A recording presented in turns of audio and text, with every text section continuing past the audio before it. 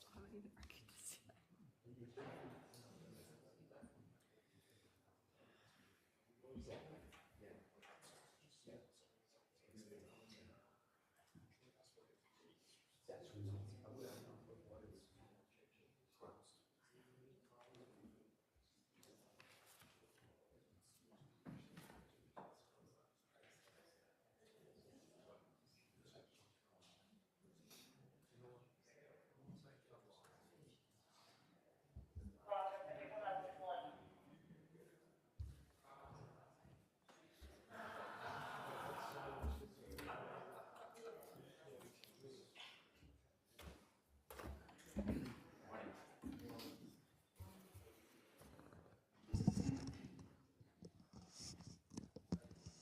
Good morning.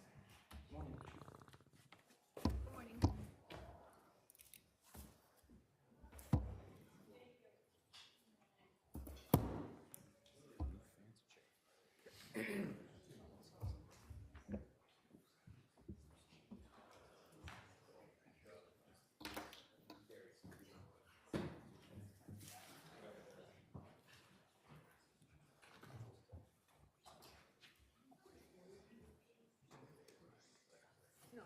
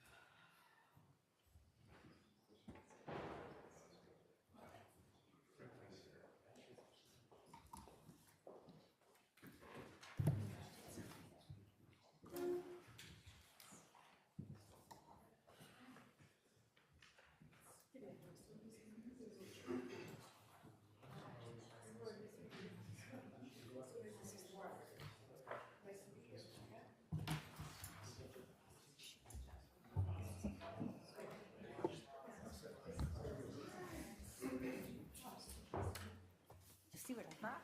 Yes, thank you. What's that?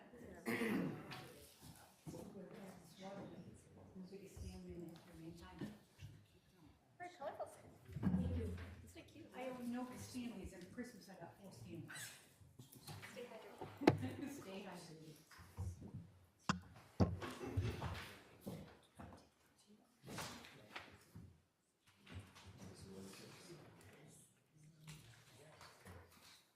We can start whenever you're ready. Right?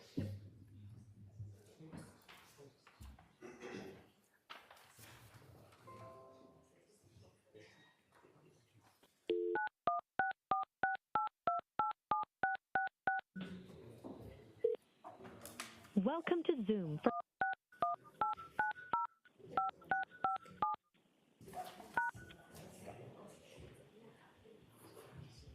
Enter your participant ID, followed please enter the meeting passcode. You have joined the meeting as an attendee and will be muted throughout the meeting. The host would like you to unmute your microphone. You can press *6 to. You are unmuted. You are muted.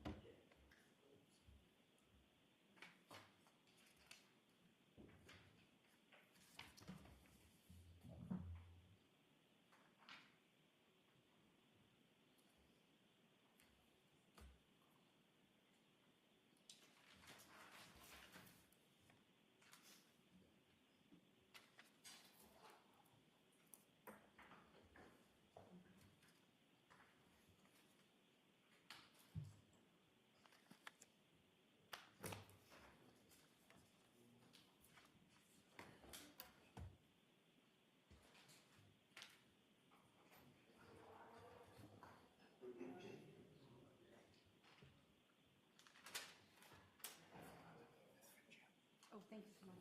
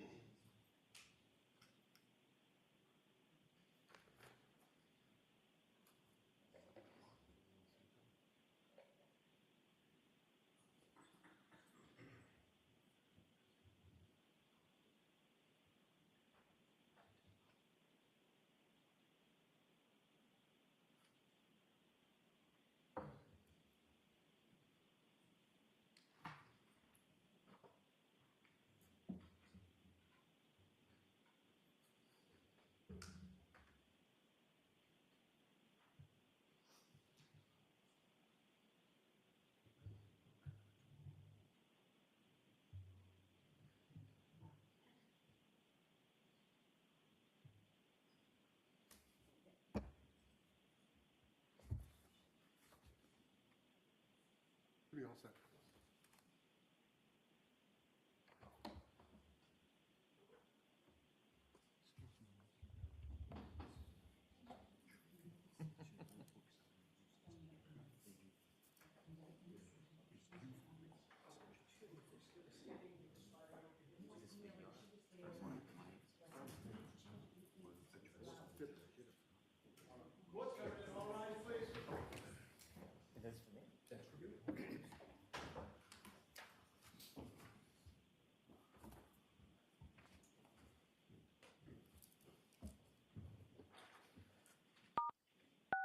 You are unmuted.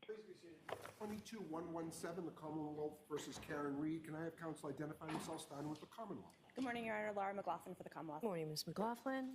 Adam Lauer for the Commonwealth. Good Good morning. morning, Mr. Lally. Good morning, Your Honor. Hank Brennan from the Commonwealth. Good morning, Mr. Brennan. Good morning, Your Honor. Alan Jackson for Ms. Reed. Good morning, Mr. Jackson. Good morning, Your Honor. Elizabeth Little, also on behalf of Ms. Reed. Good morning, Ms. Little. Good morning, Your Honor. Robert Alessi on behalf of Ms. Reed. Mr. Alessi. Good morning, Your Honor. David Dinetti for Karen Reed. Good morning, Ms. Giannetti. Good morning, Ms. Reed. All right, so last week, upon hearing of a previously undisclosed relationship, perhaps, between defense counsel and the ARCA witnesses, I took a recess here. We suspended.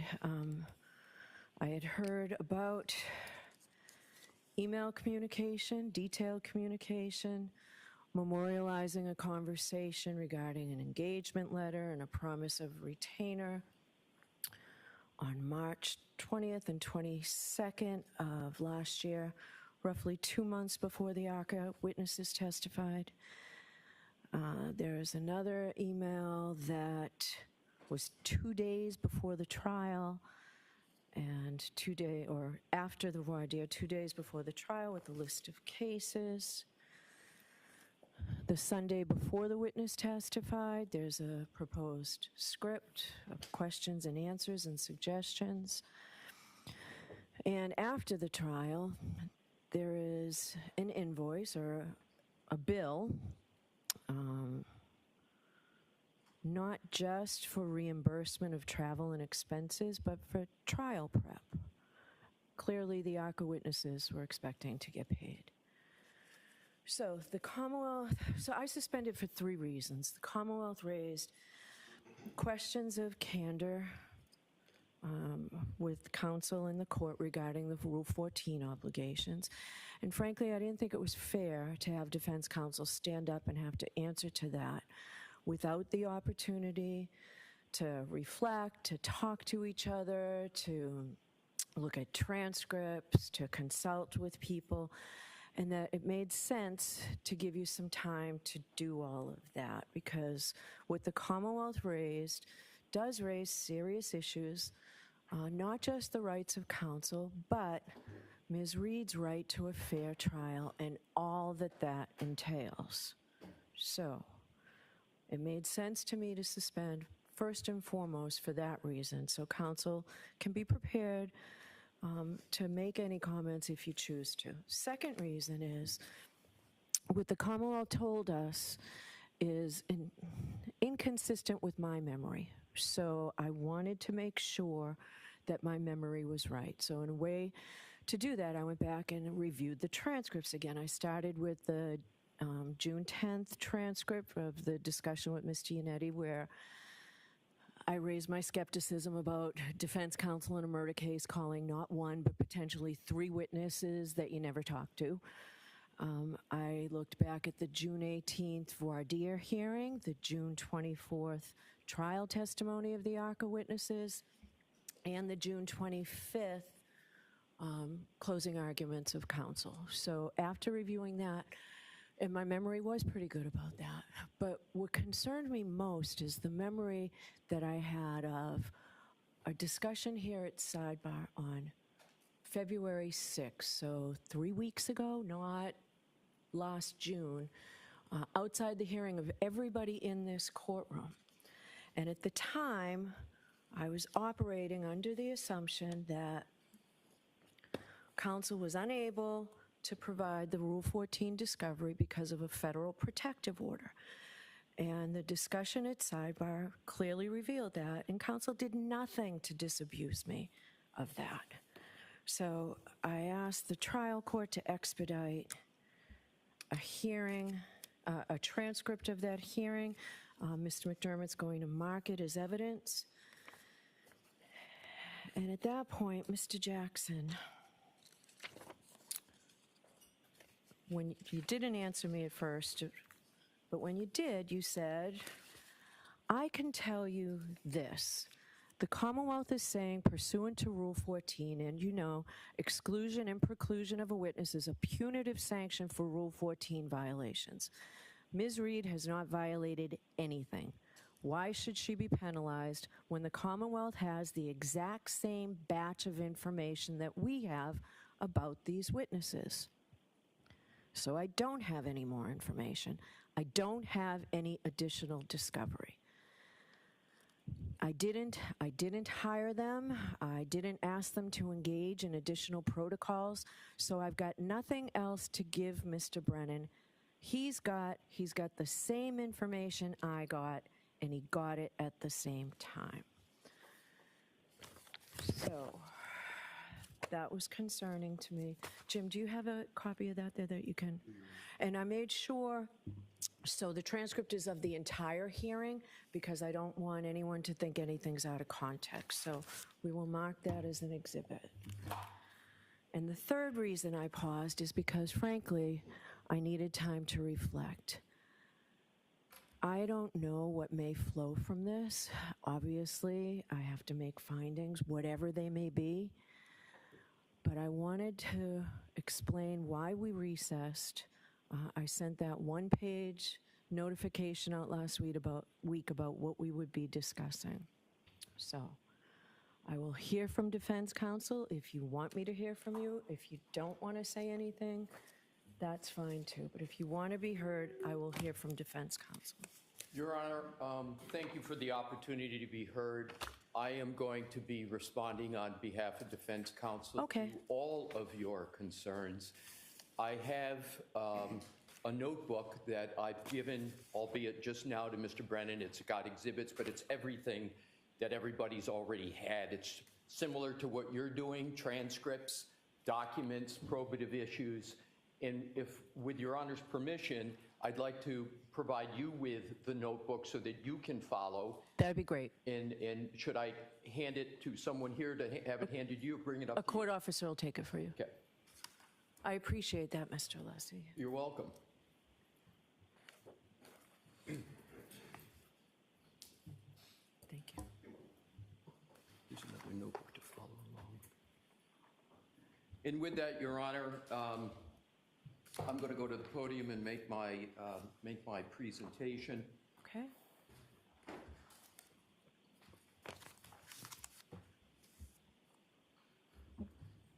You know what, actually, I'm going to take 5 minutes to just quickly go through this. That would be excellent. Thank you, Your Honor.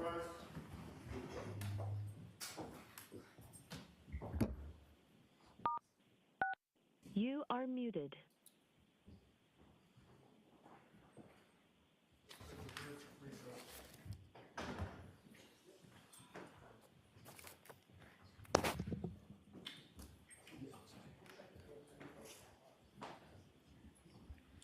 Mr. McDermott?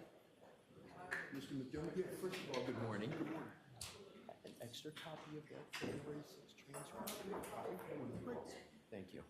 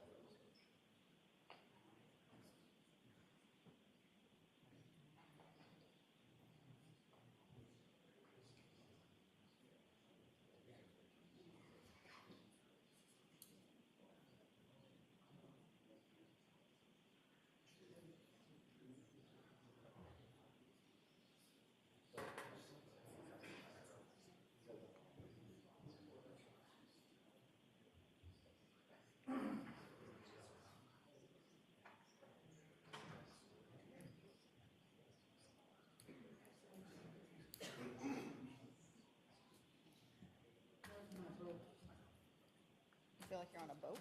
Oh, I'm sorry. Why does it still not look right? I know. Thought I fixed it. Okay. Okay.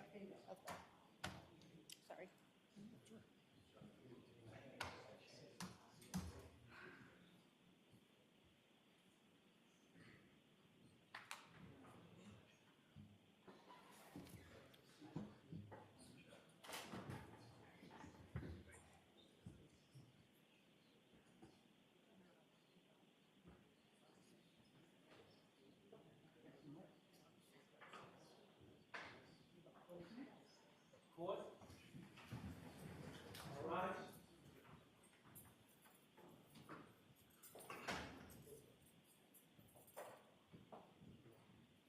They're right out there. They're right out there. You are unmuted. No, the other side too.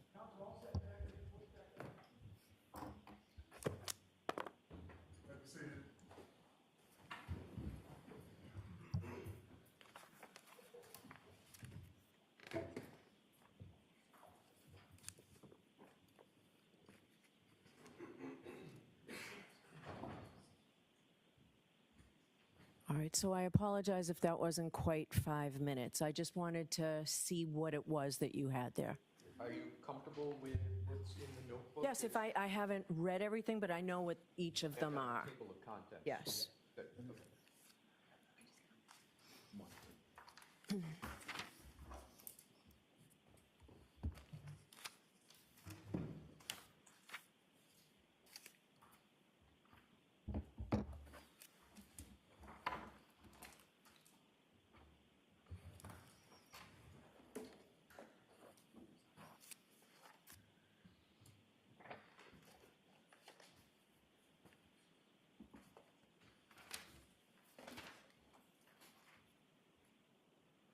May I proceed, Your Honor? Sure. Thank you. May it please the court. I understand the moment. The moment has categories and components. And in my presentation today, Your Honor, I am going to go through those categories in this order.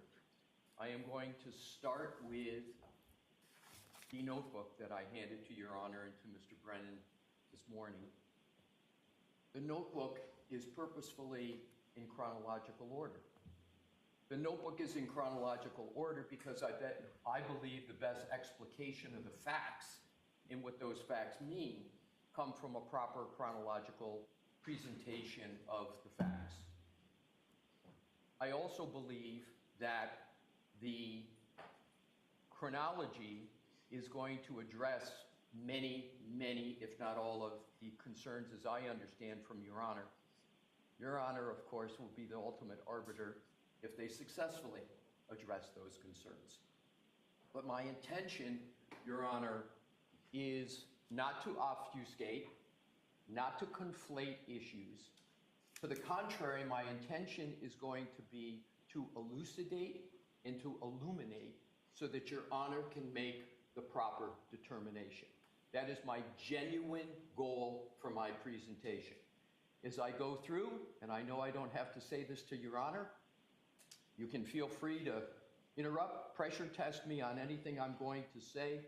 I would welcome it, but I believe if I can get through the chronology, my hope is that the facts will speak for themselves. But that brings me to my second component of understanding the moment, which is going to be to also add to the fact is what happened at the last hearing, on February 18th. And I have the transcript for that, and I have that in the notebook, because I believe that is also critical to the proper elucidation of the facts. So that's the only thing I have not previously seen. The February 18th transcript. Yes. There are 9 pages that I'm going to go through, Your Honor, and because of the stakes here, I am going to go through it hopefully efficaciously and efficiently, but it's going to have to be methodically. All right, so you were addressing this in chronological order as well, right? So if you can tell me those pages now, I'll likely recess because I do want to see them before you talk about them, but I'll hear you going up to that point. So what pages are those? And you're referring, Your Honor, to the February 18th transcript? Yes, Yes, your I will number tell you exact 8. pages that I'm going to refer to. And Your Honor, get to this is tab 8 Right. of the notebook. And specific pages that I'm going to reference start on page 53. Okay. And those are 9 pages that proceed all the way to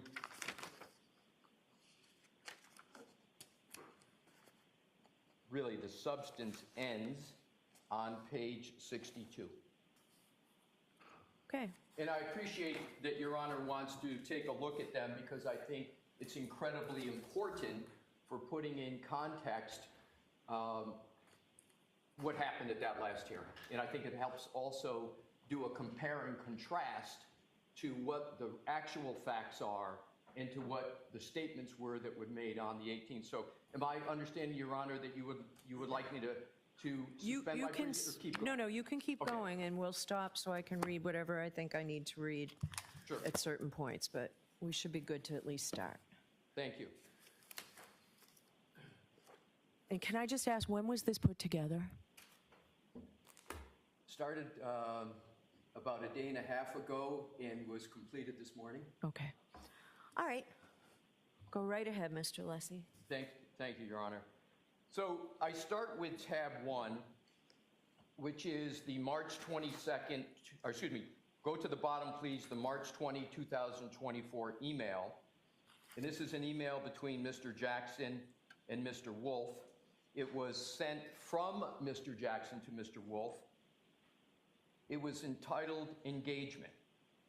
And so what I'm going to do is, that's where the notebook starts. But I want to go backwards to start in terms of something that is well known.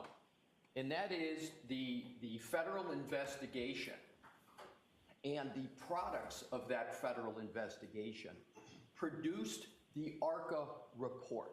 And that was in February of 2024. So what preceded this communication was a production of materials from the federal government, about 3,000 pages. Contained in that 3,000 pages was the ARCA report of February of 2024. There was no index of the 3,000 pages, and the defense came upon that report. They got to reviewing the documents in March of 2024. And as Your Honor will recall, the trial 1 started in April of 2024. So it was pretty close to when that trial started. And I know Your Honor knows from both your judicial experience and other experience that when you're entering into a trial of this significance, there's a lot going on. And so what happens is that report's produced in amongst 3,000 pages, it is located, it is read, the significance of it is immediately discerned. The report, basically the findings of the report that the vehicle, and the substance is important, Your Honor, because it really informs a lot of the emails. The substance of the report speaks to the issue of whether or not the motor vehicle of Ms. Reed made contact at all with the decedent, and whether the decedent's injuries at all reflect a contact with that report. Those findings in that report was set in cement in February of 2024. What do I mean set in cement? It means they were never changed, nor could they be changed. So that report was provided to the Commonwealth and to the defense. Next step, important also. Any party, the Commonwealth or defense, had access to ARCA. They had the opportunity to contact ARCA. There were restrictions that I'm going to get to on that contact. But either party had the opportunity to contact them. Now, only the Commonwealth knows why they didn't take that opportunity. It may be because of the findings. It may be for other reasons. I don't know. But I understand the facts to be that the Commonwealth didn't make contact with the ARCA experts. The defense surely did.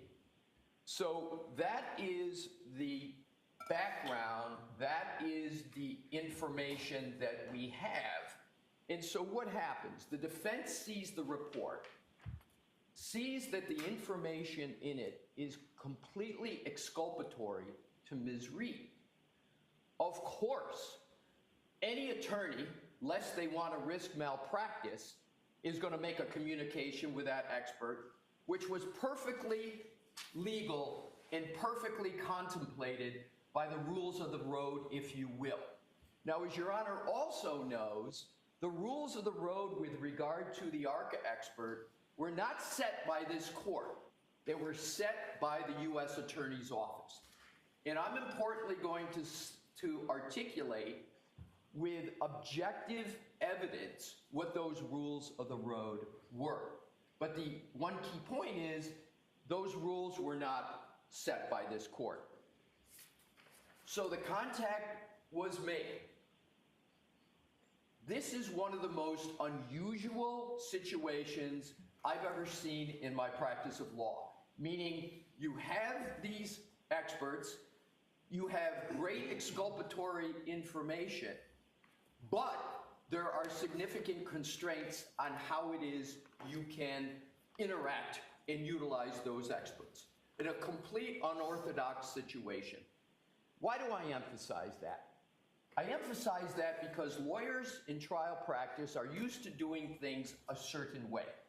And when there are certain constraints that are imposed upon them, it becomes more sui generis, more ad hoc. And then there has to be sort of new ways of addressing the situation. That now brings me with that important background to tab 1. And to repeat, the communications start with a report from the ARCA experts and their findings and their conclusions that never changed.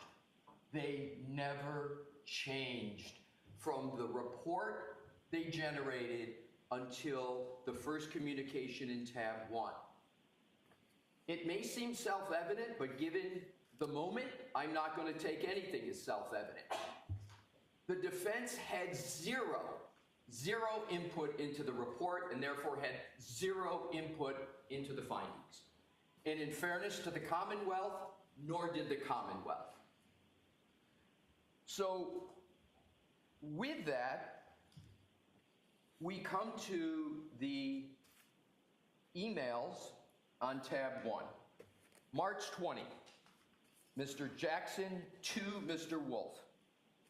Please note that there is no CC to Mr. Yannetti. Why is that important?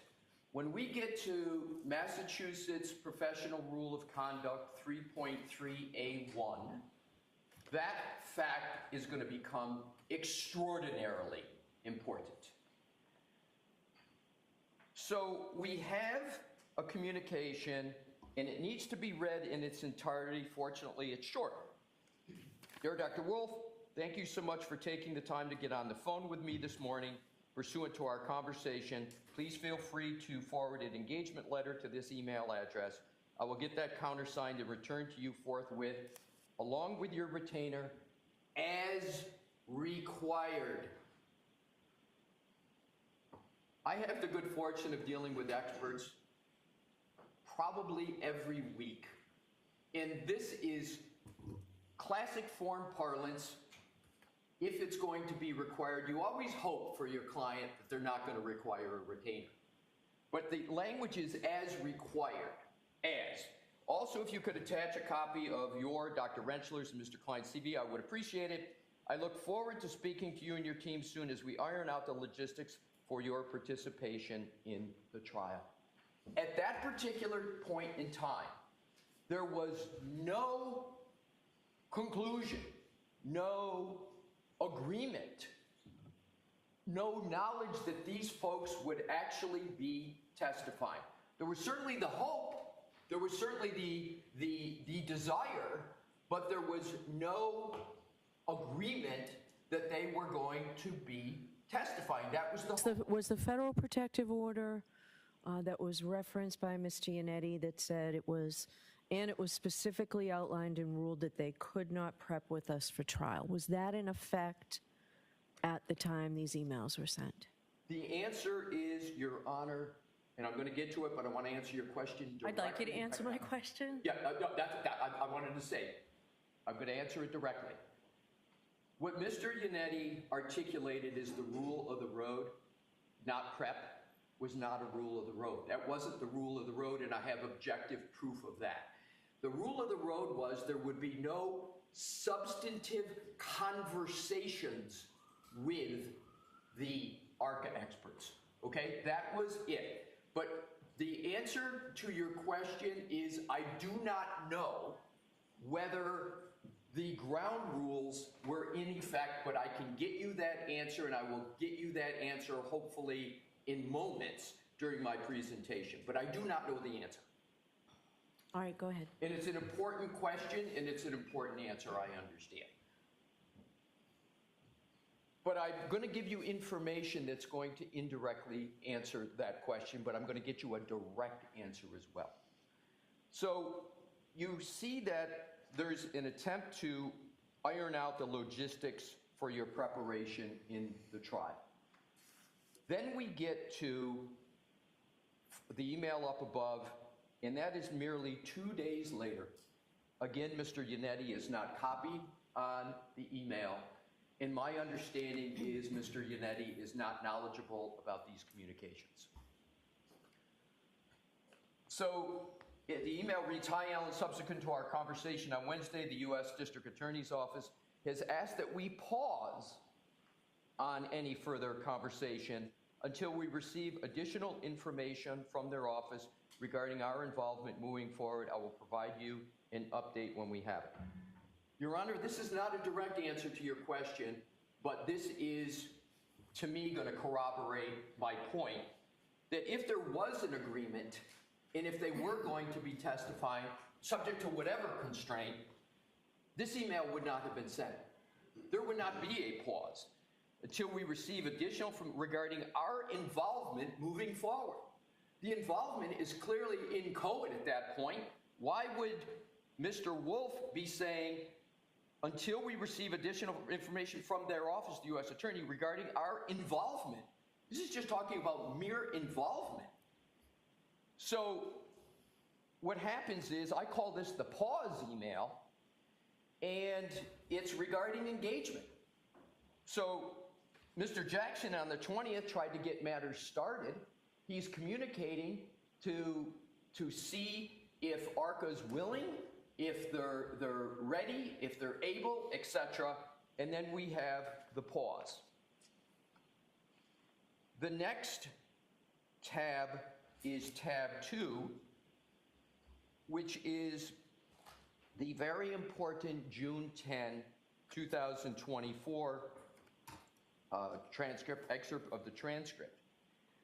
But the time in between, Your Honor, the March 22nd pause email and the 6/10/24 transcript is also exceedingly important. What happened between that? Well, to state the obvious, the trial had started. The trial started in April. Mr. Yannetti gave the opening argument for the trial. Do you recall, Your Honor, that Mr. Yannetti never mentioned the ARCA experts in his opening? I did not review the openings. I reviewed only, for the non-evidentiary transcripts I reviewed, was only Mr. Jackson's closing argument. Certainly fair enough, Your Honor. Why do I underscore this point? Mr. Yannetti did not even mention the ARCA experts because the defense didn't even know if they would be testifying. The two most powerful witnesses in support of the I'm sorry, what was the date of the openings? I do not know, I do not have it, it was in April, we can hopefully get that for I you. can find it. I didn't know if you had it. So, but clearly, Your Honor, it was between March 22nd and June 10th. Right. And so the most powerful exculpatory information from what we consider some of the most powerful witnesses were not mentioned because the defense didn't even know if they would be testifying. If there was an agreement that they would testify, that would have been in the opening. But the uncertainty about it is the reason why it wasn't in the opening. We didn't know what would be happening, so that pause continued through the opening. That to me is so key because I think it's antithetical to an agreement. Now we come to the June 10 transcript. And as I said, I am going to hit head on these areas. I start with, Your Honor, something that's not in the excerpts, but Your Honor may recall that there were a lot of Rule 14 discussions. And Your Honor and Mr. Brennan read this on February 18th at the hearing we just had, that Your Honor was making the point, which I appreciated, that with this very unorthodox situation, the defense was exclaiming, you were saying, I think you're in violation of Rule 14. They said, we've given everything we've got. We don't have anything more. Well, I know you can't, but you're still in violation. So Your Honor fashioned a remedy. Your Honor fashioned the remedy, the Rule 14 remedy, that there was going to be a voir dire, and that the ARCA witnesses were going to have to come up from Pennsylvania, and they were going to need to sit for a voir dire. I will get to the significance of that, but that's what started, is the predicate for the discussion I'm now going to focus on.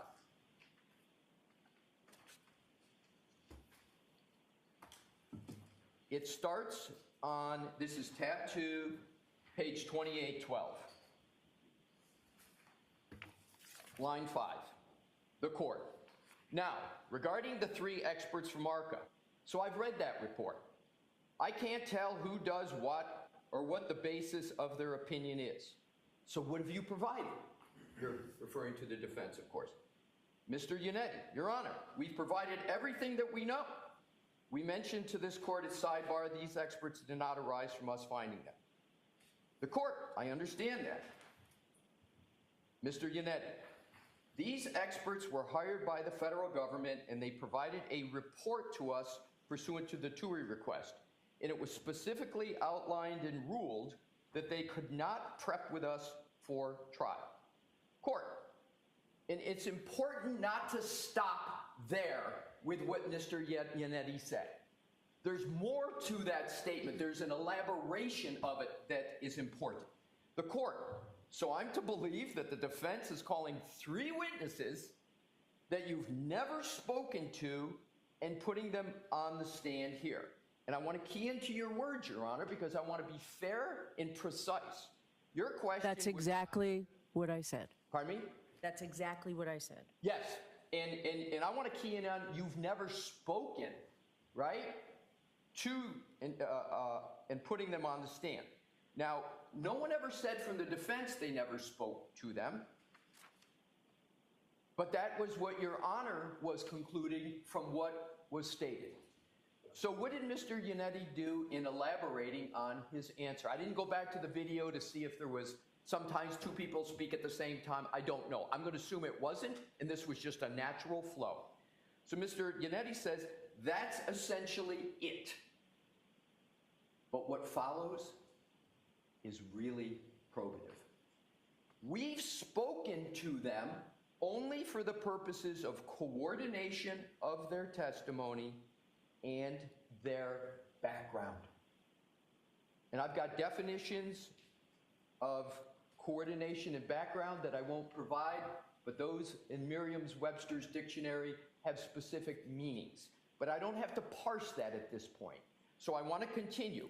We have not been able to interview them regarding their findings, which are outlined in detail in the reports that both sides have. And I know the immediate response might be there, it might be at this point, wait a minute. You haven't had time to interview, et cetera, et cetera. But what has been the communication up to that point? It's been the first communication from Mr. Jackson, mentioned in the March 20 email, and then the pause email.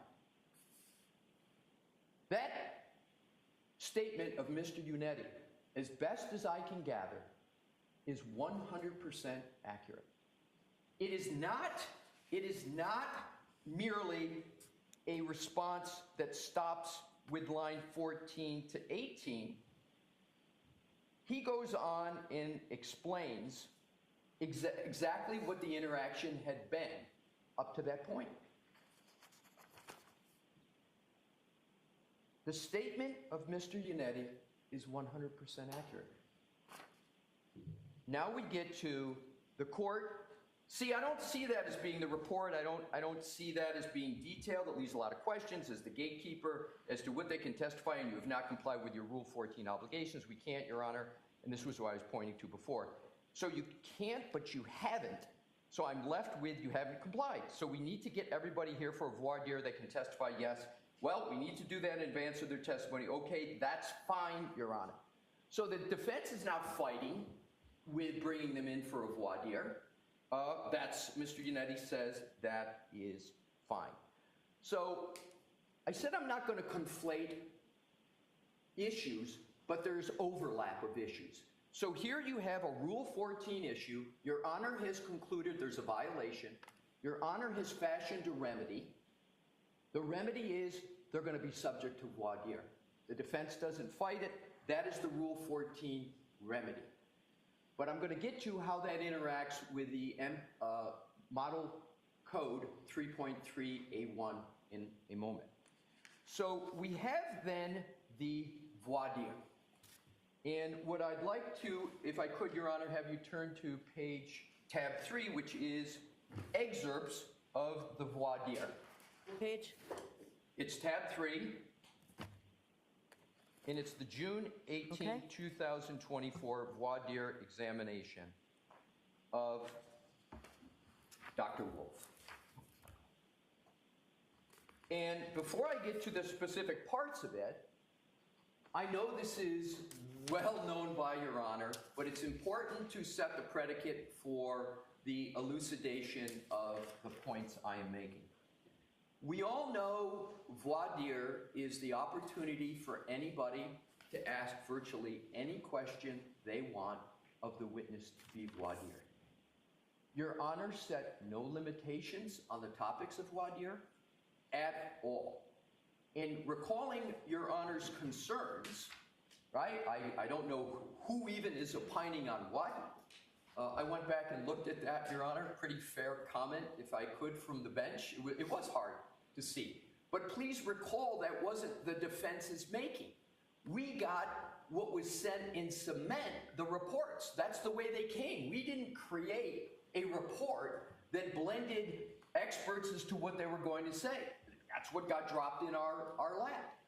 So the voir dire was the opportunity for the Commonwealth to ask whatever questions they wanted to ask. There were no limitations. So up to this point, Your Honor, I'm going to use some words of others because I'm going to come back to them after we talk about the February 18th hearing. There was no compensation as of June 18th. There was no promise. There was no reward. There was no inducement unless one tries to define inducement as being the hope that you'll get to have these experts testify on behalf of the defense. There was no favoritism because the Commonwealth had the opportunity to interact with the ARCA experts. They had the opportunity to call them as witnesses.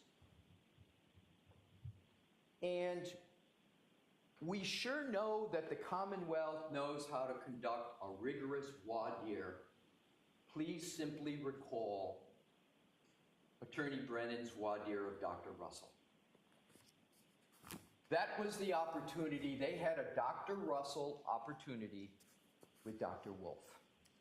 What they chose to do with that opportunity, of course, is fully the discretion of the Commonwealth. The Commonwealth did not ask numerous questions that someone with the benefit of my hindsight in Monday morning quarterbacking would have asked them.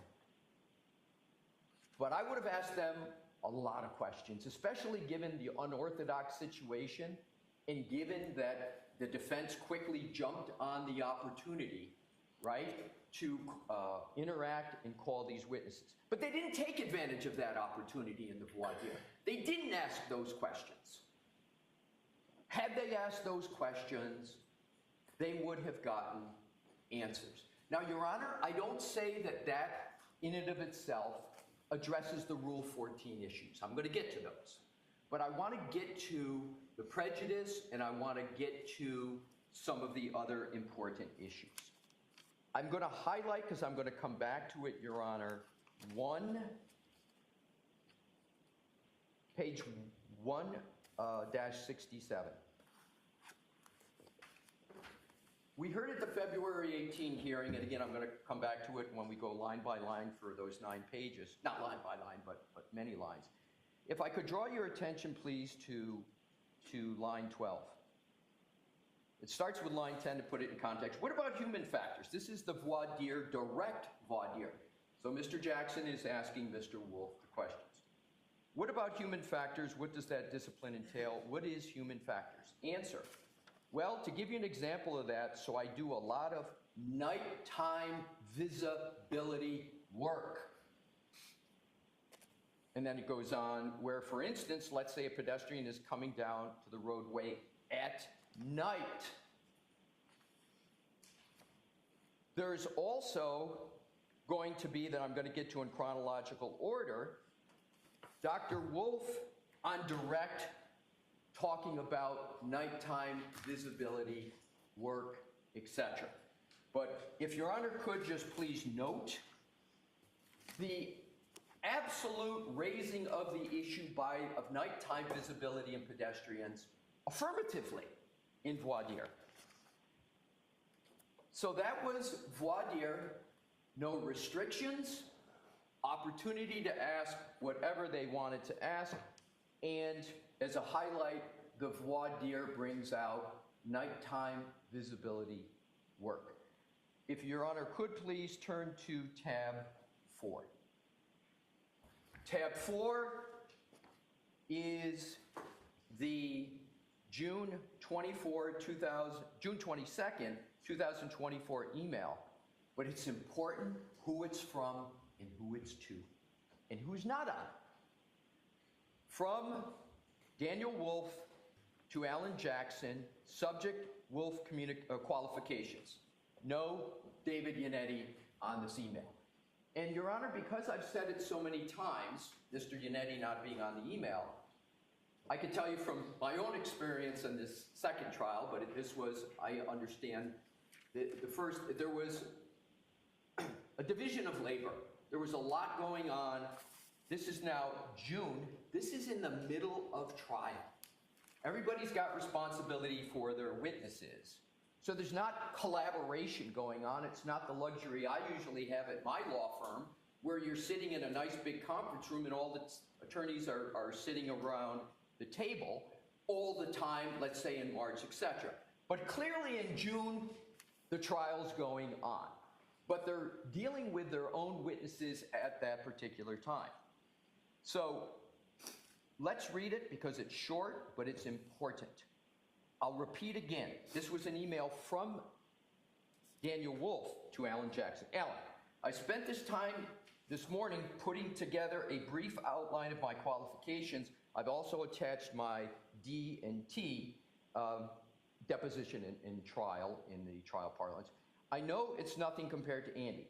I obviously won't say what the response is verbatim, but I gave you a general sense of what my response would be. Again, I thought your questioning during the voir dire was fantastic, so please feel free to make whatever changes you feel necessary. I will try to work on some direct examination questions tonight. So I want to start with, without getting tech geeky about it, some basics, because these basics were not brought up and I believe led to confusion on February 18th. If you look at the attachments, every email, as we know, has a lot of information on its face, and one of it is you can always tell what goes along with the email. So this is attachment Wolf-Qualls document. But what's the most important points, I think, to be gleaned from this objectively, Your Honor? Mr. Wolf prepared the document, not Mr. Jackson. No, I'm well aware of that. Okay, so he prepares it, he sends it along to Mr. Jackson, and it's on qualifications. The next is, if you would just please turn to the attachment, which are the qualifications, etc. There's a comment, and these pages aren't numbered, but the questions are. If you look at 19, nighttime visibility work. And there was a comment, and this was referenced on the 18, but I'm going to come back to this. If you don't want me to say that, that's fine.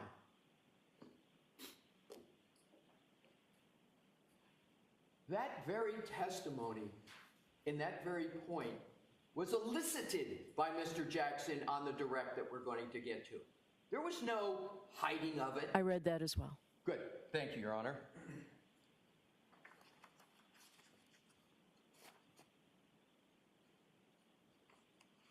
The next tab, and of course, it has the D&T of Dr. Wolf, his experience in testifying in court, et cetera, et cetera.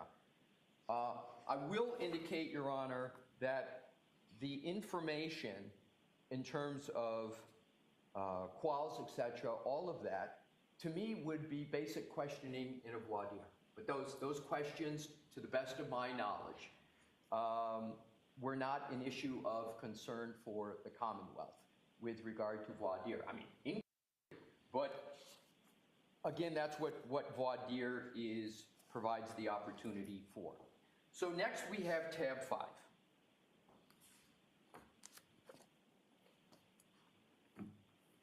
June 23rd is Sunday at 2:59 p.m. from Daniel Wolf to Alan Jackson.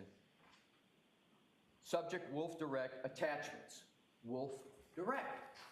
So it's clear, and then if you turn the page, that is the attachment, is something that has no labeling on it, but I don't think anybody is going to misunderstand that this is what's being referred to in the attachment Wolf Direct. So all the topics that are in this direct were all in the report of ARCA, the frozen in concrete report of ARCA. And we will get to this, but what I did was I went and compared this outline. I did too. Your Honor, there's one thing I've learned in the short time I've had in this courtroom, is that Your Honor is on everything. And the reason I am underscoring this is because it's going to come to an application of all the legal principles. So I very much and genuinely very much appreciate that Your Honor has, seems like with an exacting eye gone through and looked at all of this. So all of this is what's in the report that everybody already has. Why do I make that point? Because the Rule 3.3A1, it has relevance, but it's got more relevance to the Rule 14, and we heard on the 18 a very long buildup in an emphasis on the Commonwealth not having access to information, being surprised, et cetera, et cetera. So the point here is, additionally, if you compare the direct examination that actually occurred with this outline, there's not a very close resemblance. The topics are covered. I make that point because of two things. First, Mr. Jackson did not prepare this document. One of your questions at the February 18 hearing was, what's the day, et cetera, and I'm going to get to it, and I'm going to use words, not characterizations. That's why I don't want to go into it too much here. But there was a certain impression made about who had prepared this document. But I want to underscore it was Dr. Wolf who prepared it and sent it to Mr. Jackson. Now I want to get to the timing, because I think this is very important for the Rule 14 issue. This is Sunday, June 23rd at 2:59 p.m. The trial resumed the next day, which is going to segue me eventually to tab 6. And if Your Honor would look at the first page on tab 6, it's June 24, 2024. The very next day, probably less than 24 hours after this outline goes to Mr. Jackson, Dr. Wolf is on the stand.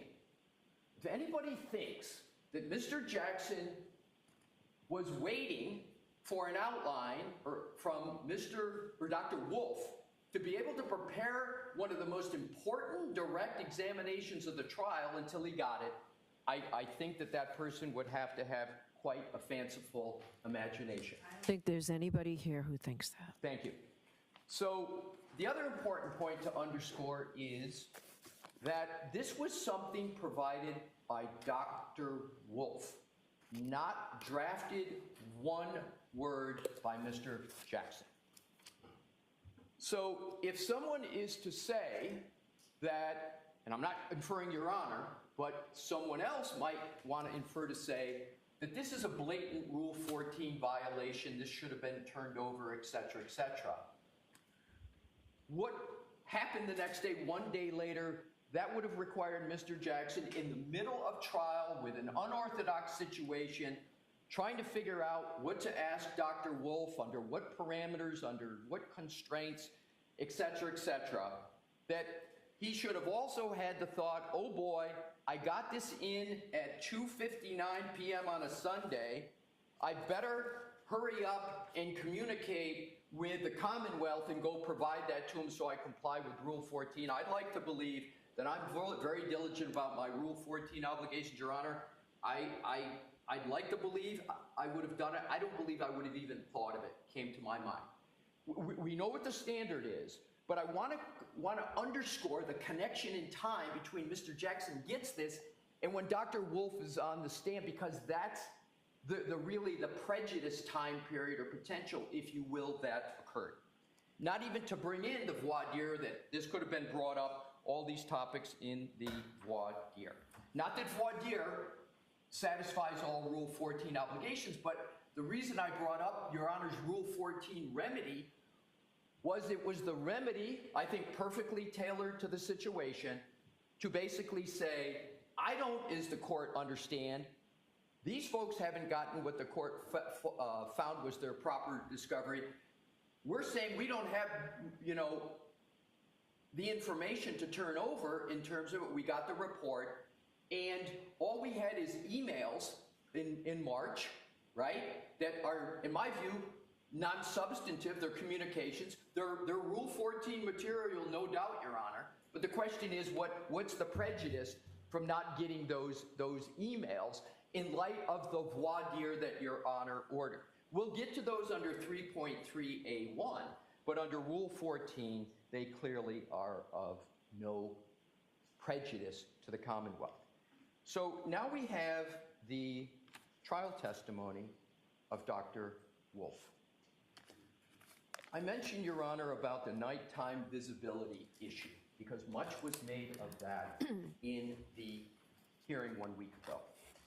If Your Honor could please turn to page 3665, starting at line 22 at the bottom. Question. Mr. Jackson, this is direct. Mr. Jackson is eliciting this testimony. Remember the comment, I don't know if you want to bring this up? Mr. Jackson now is eliciting this topic.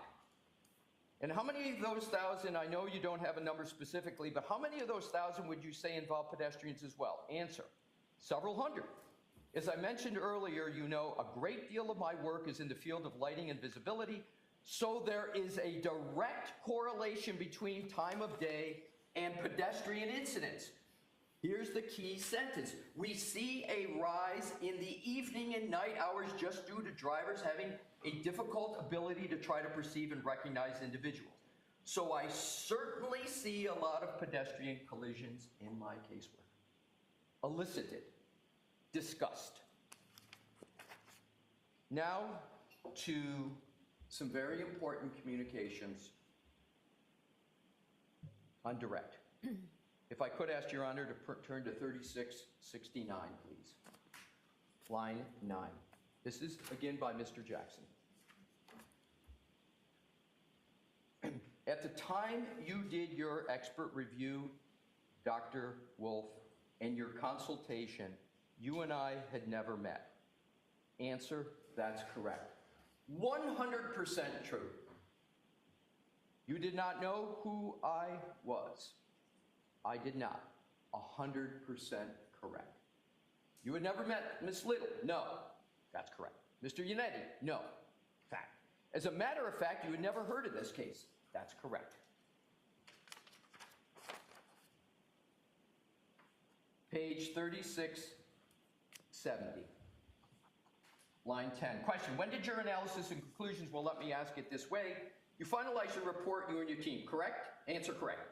Question. And that report is contained in a multi-page document that was submitted following your analysis and your opinions and conclusions, right? Answer correct. The defense didn't have anything to do with that. That's correct. True statement. You had never met us, didn't know who we were when we did this. Correct.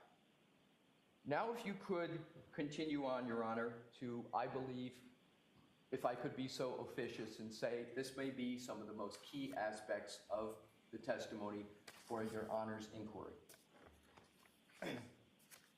6, question. All right, it goes without saying, I'm going to ask it anyway.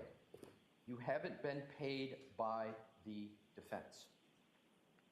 Answer, you have not paid us anything. No. 100% correct. And you don't work for us. That's correct. There was no engagement. There was no engagement letter signed. There was no retainer. Those discussions that were started on March 20th were paused with a March 22nd email, and they never were re-engaged. They were never re-engaged. They got to eventually get them on the stand, but there was no retainer.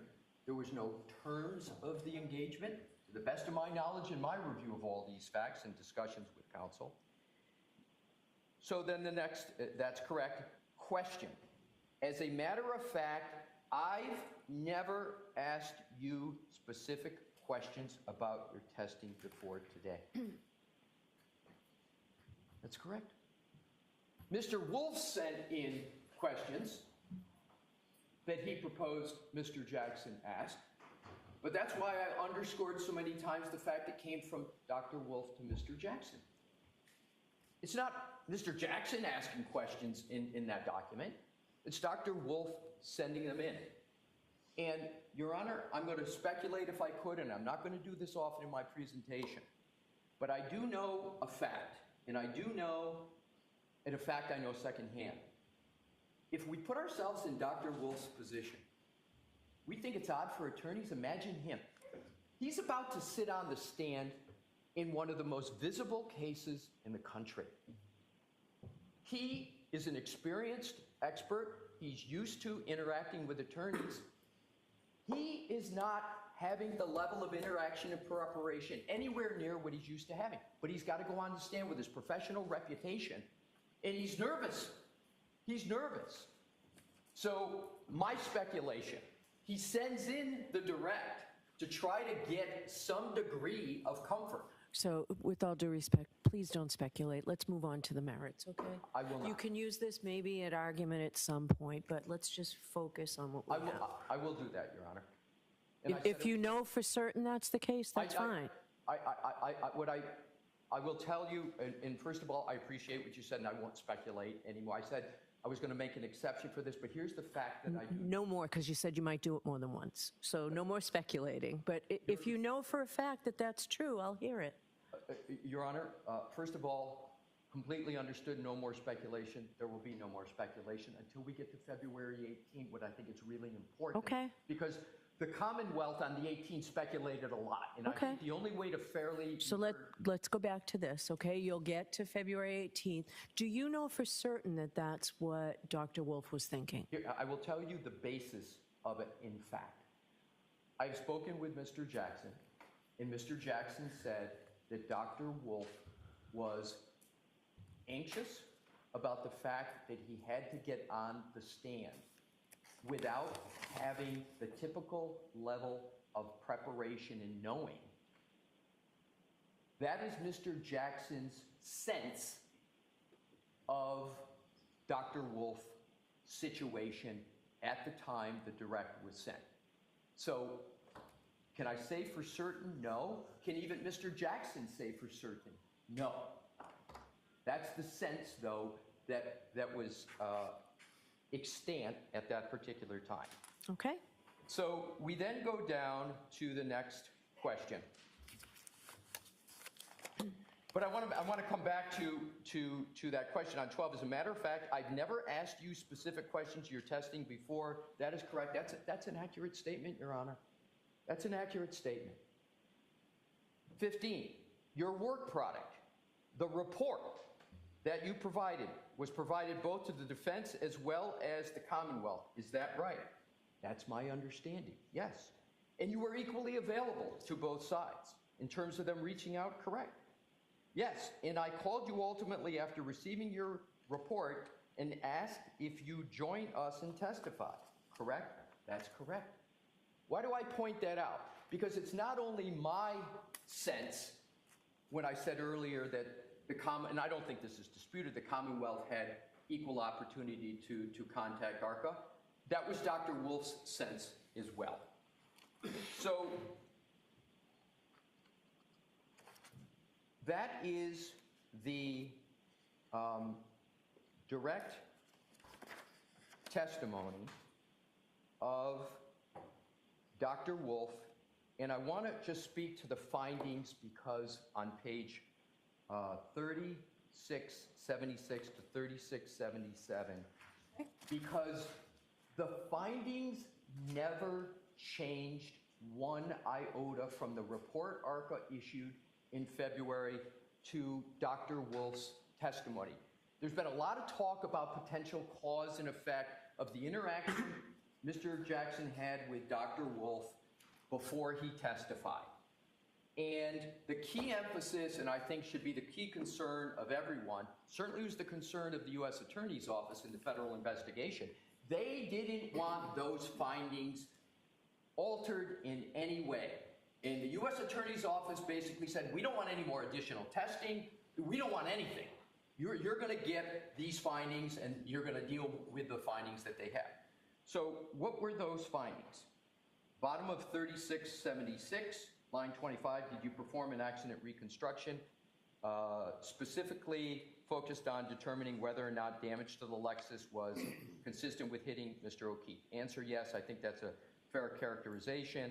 And reversing that, was your accident reconstruction also focused on whether or not the injuries to Mr. O'Keefe were the result of being hit by a vehicle? So it's important to know in terms of, whatever the interactions were and whatever the effect of the interactions were, is that the findings always stayed the same. And what was elucidated at trial, what was presented to your court, was not anything whatsoever different from what was established in cement in that report in February of 2024. So now we go to, and of course, the findings of ARCA being that the vehicle did not come into, Ms. Reed's SUV did not come in contact with Mr. O'Keefe, and the injuries that Mr. O'Keefe incurred were not the result of an interaction with a motor vehicle. So now we go, Your Honor, to the tab 7, which is the invoice. I am going to be very precise and point out some items, hopefully for an efficacious purpose. It says at the top, ARCA invoice date, July 12, 2024. Of course, by then the trial is over. Your Honor correctly noted in your preparatory statements about these line items that are in it. We don't run from one word or line in this invoice.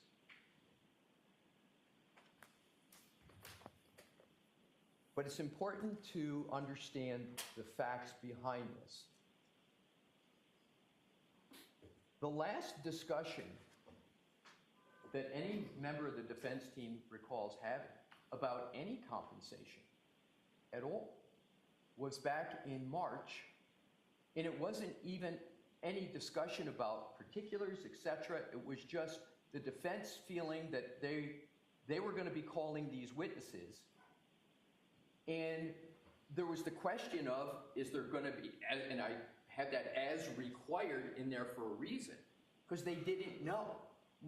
It was just trying to understand this very unorthodox relationship because of the U.S. Attorney's Office, their constraints. The defense position is that there was absolutely no meeting of the minds that ARCA was going to be compensated by the defense.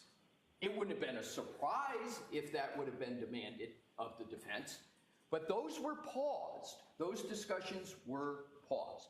And again, that's the recollection of the defense. And to be clear, Your Honor, as Your Honor knows, I was not a participant in the first trial. Right. I'm not speaking with firsthand knowledge on any of this, but I have conducted as thorough an investigation of these facts and marshaling of them as I think I can possibly do. So here's the punchline, Your Honor, with the invoice.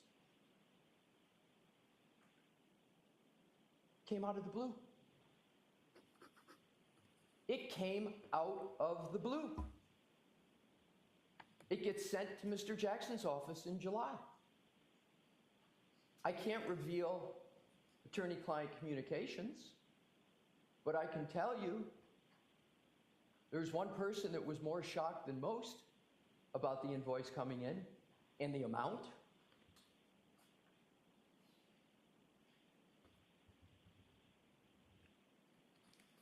So what happened? And this is, Your Honor, objective. These are recollections, information. The defense team called Mr. Adam Deitch at the U.S. Attorney's Office. What is this? Can we pay it? We supposed to pay it? I encourage Your Honor to communicate with the U.S. Attorney's Office about, did this conversation really occur? What was the substance of the conversation? Because, as I understand it, one of the questions of Mr. Deitch was, can we pay this? Are we going to be in violation of some expectation of yours? We want to do this the right thing. Mr. Deitch said, yes, you can pay it. Why would the call go into Mr. Deitch if there was a prior agreement that they would be paid for anything. There would be no reason for the call.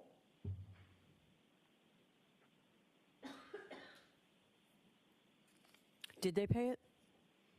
Yes, that was just the point I was going to get to. And when was that? The best of my understanding was very close in time to when it occurred. So I understand the date of this invoice, the date of the invoice is July 12th. And I think I can get you the exact dates here. Mr. Jackson's firm, not Mr. Jackson, but a staff member, and I want to be careful of attorney-client communication, so I'm not going to talk about the subject, but communicated to Ms. Reed that this invoice had come in. And I believe that communication was toward the end of July, I'm going to roughly estimate the 24th.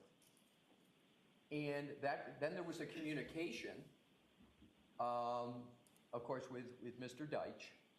And after Mr. Deitch said, yes, it's permissible to pay that, I believe the payment was made very shortly thereafter, maybe within a week. When was that? Within a week, within that July 24th date? Get you an exact answer? I would like that. Sure. I'm going to attempt to get an exact. If I can, I think I can get a good approximation.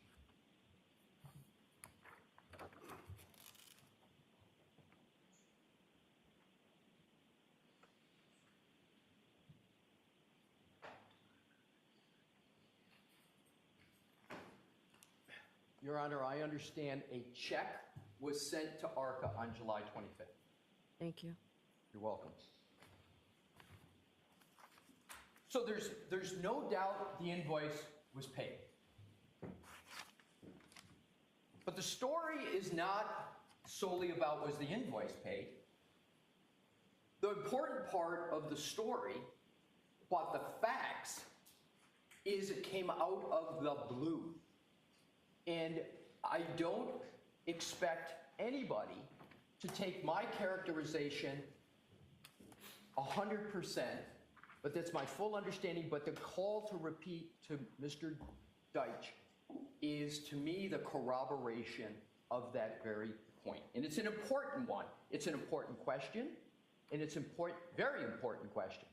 But it's an important fact point as well that call was made. So in terms of the next tab, which I've been alluding to during Okay, so this is the one I said I needed to take a recess to read I was that. just going to say the same thing. All right, This so- is now that point. All right, why don't we take a 15-minute recess? All rise.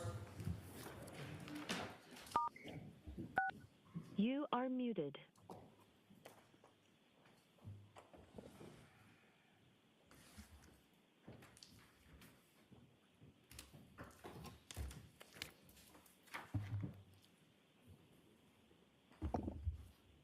Stand in recess.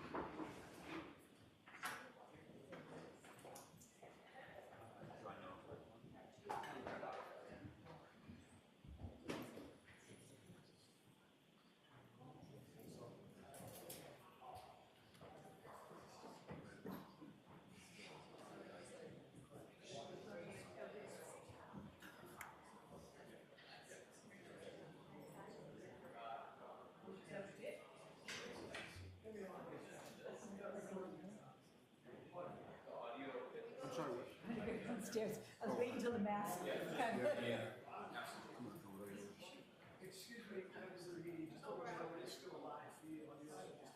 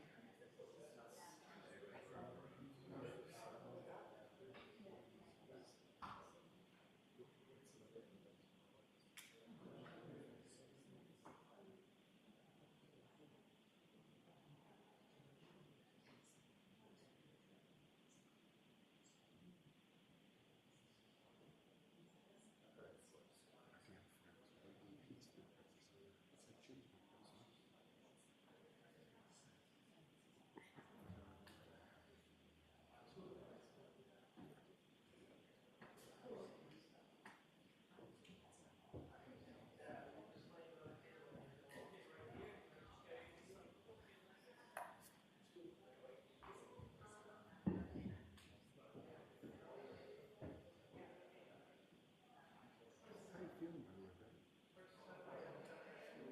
Trending in the right direction? Good.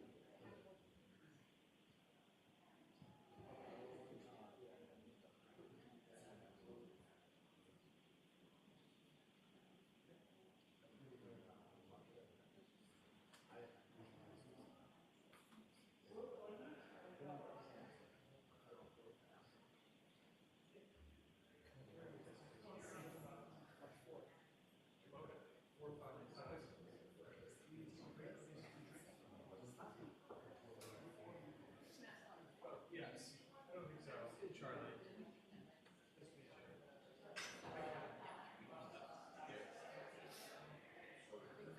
All right.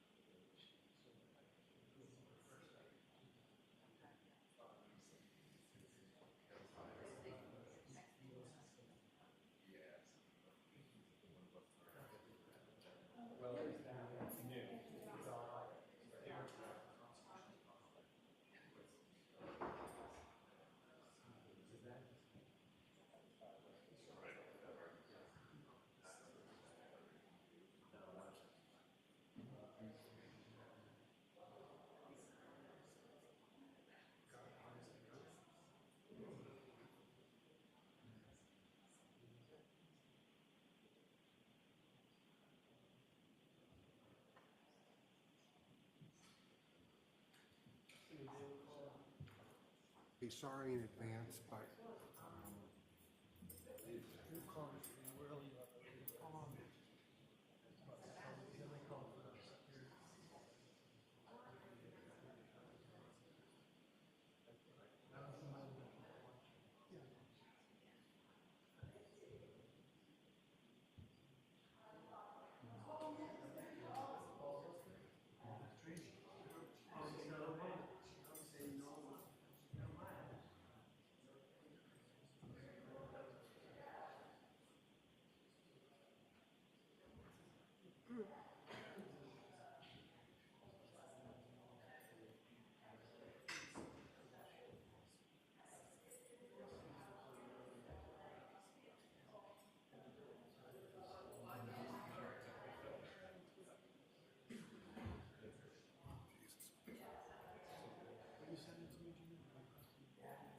no, tomorrow, Andrew Holman, he'll be in custody. He's getting a 15A. Doctor's going to talk to him. He's a pain in the ass. No, he wasn't there while I was out.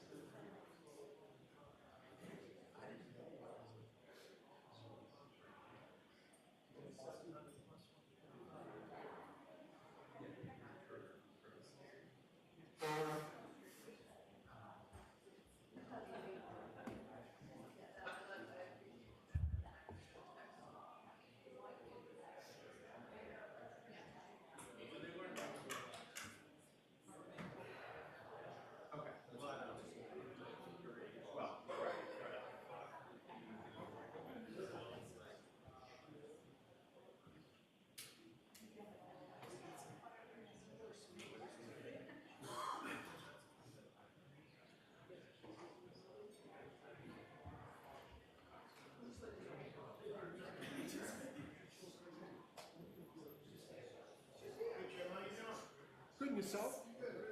Good.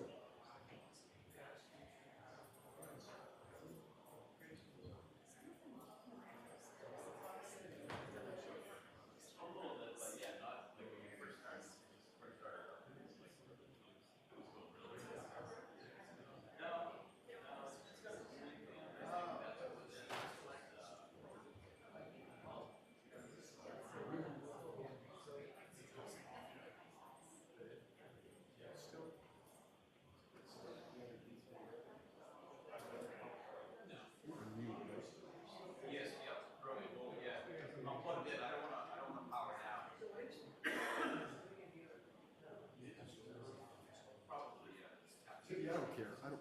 I'm just.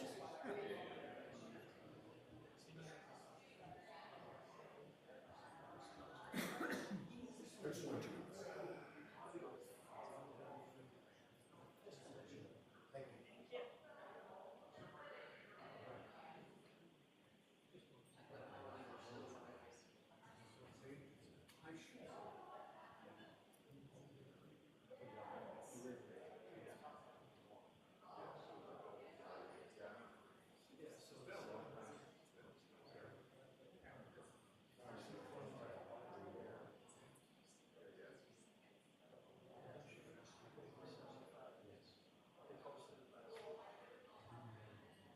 Seemingly, this computer, this printer works for me now. She's sitting.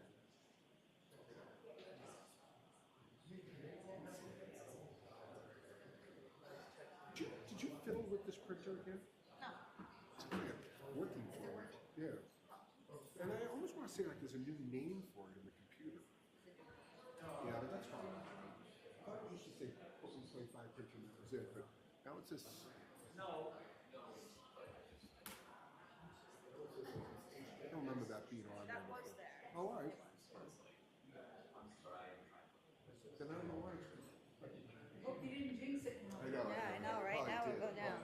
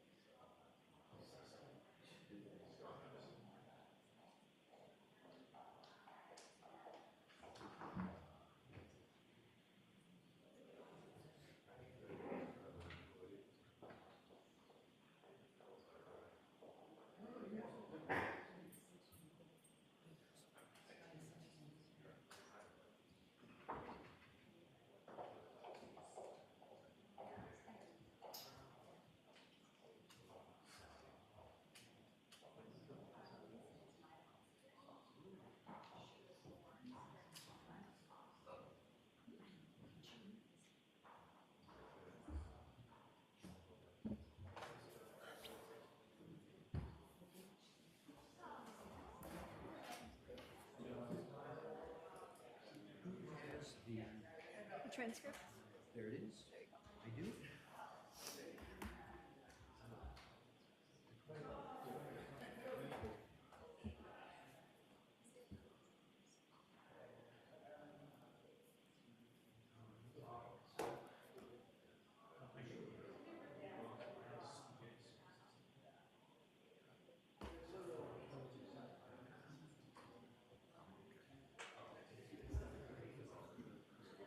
And not this one, you know.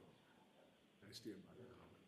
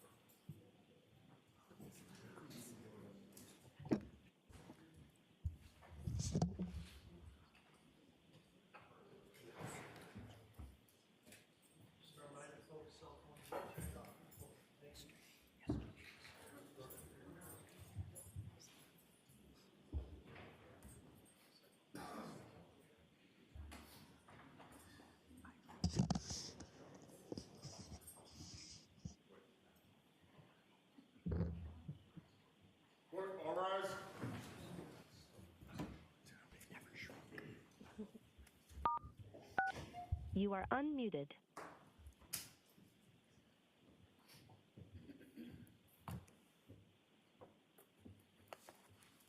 Proceed, court is back in session. May I proceed back to the podium, Your Honor? Please. Would you like her to remain seated? You can Thank go you.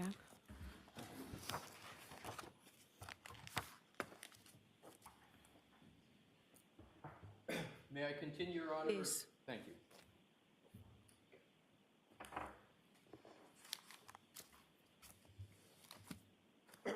So, Your Honor, to blend and quickly summarize what we've gone through I'm using the table of contents of the notebook.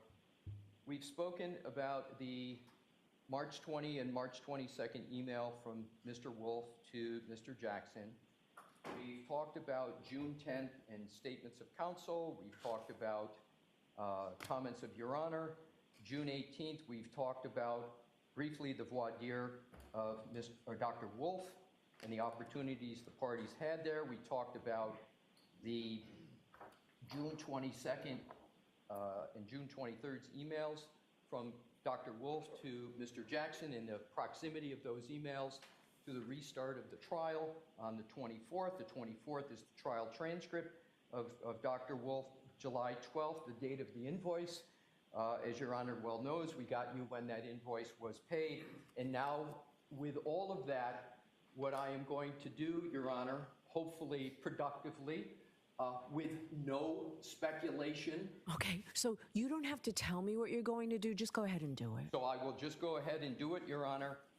Now to the transcript. And as I go through, I start on page 53.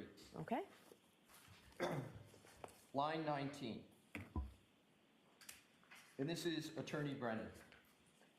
Your Honor, my purpose is not to deprive the defense of an expert. I'm going to stop there. That statement is I will carry forward about the Commonwealth's statement that they're not seeking to deprive the defendant of ARCA as a witness was made 5 times. I counted them, and we'll go through each one and number them. Or deprive the defense of an ARCA expert in this case. Very important, because from my perspective, what was put in the firing line on February 18th was the ARCA experts, albeit indirectly. So now we go to page 54. And this is going to be, in some points, a line by line, because the words matter. Line 5, and this is again is Attorney Brennan. Mm-hmm. Well, what the government worries about is that there is other things that are relevant, like compensation, promise, reward, inducement, whether there's collaboration between one side or the other, and that expert witness that they don't know about and can't ask about. I'm going to stop there. That they don't know about? Really? Don't know about the ARCA experts? February 12th report? A voir dire? Knowing the purpose of the voir dire was we wanted to have these witnesses testify. And then the next statement, and can't ask about? Really? Can't ask about? Voir dire, the opportunity. Next statement, that there's some bias or favoritism that the expert might have towards one side for whatever reason. I don't know what's meant by favoritism, but having worked with experts almost every week, you call an expert to testify. I don't know if I would call it bias, but I don't think it's a stretch to say that if an expert's going to come in and give opinions helpful to your client, that expert is biased. But this expert was not engendered by the defense. It was engendered by the U.S. Attorney's Office in their federal investigation. Next, on line 12. So that if that information is not disclosed, really? It was on February 12th of 2025. Now, I'm going to get to this because, and this is not speculation, this is fact, the entire buildup of February 18th was on the false foundation that the Commonwealth had gotten all the information that they were going to talk about until Your Honor's break from the federal government and not the defense, which was completely false.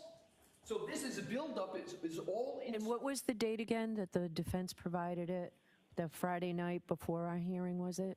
It was, I will tell you this, I'm going to have to think out loud here. I'm going to answer it. I think it was February 12th that it was provided of 2025, but it's important to state why that date.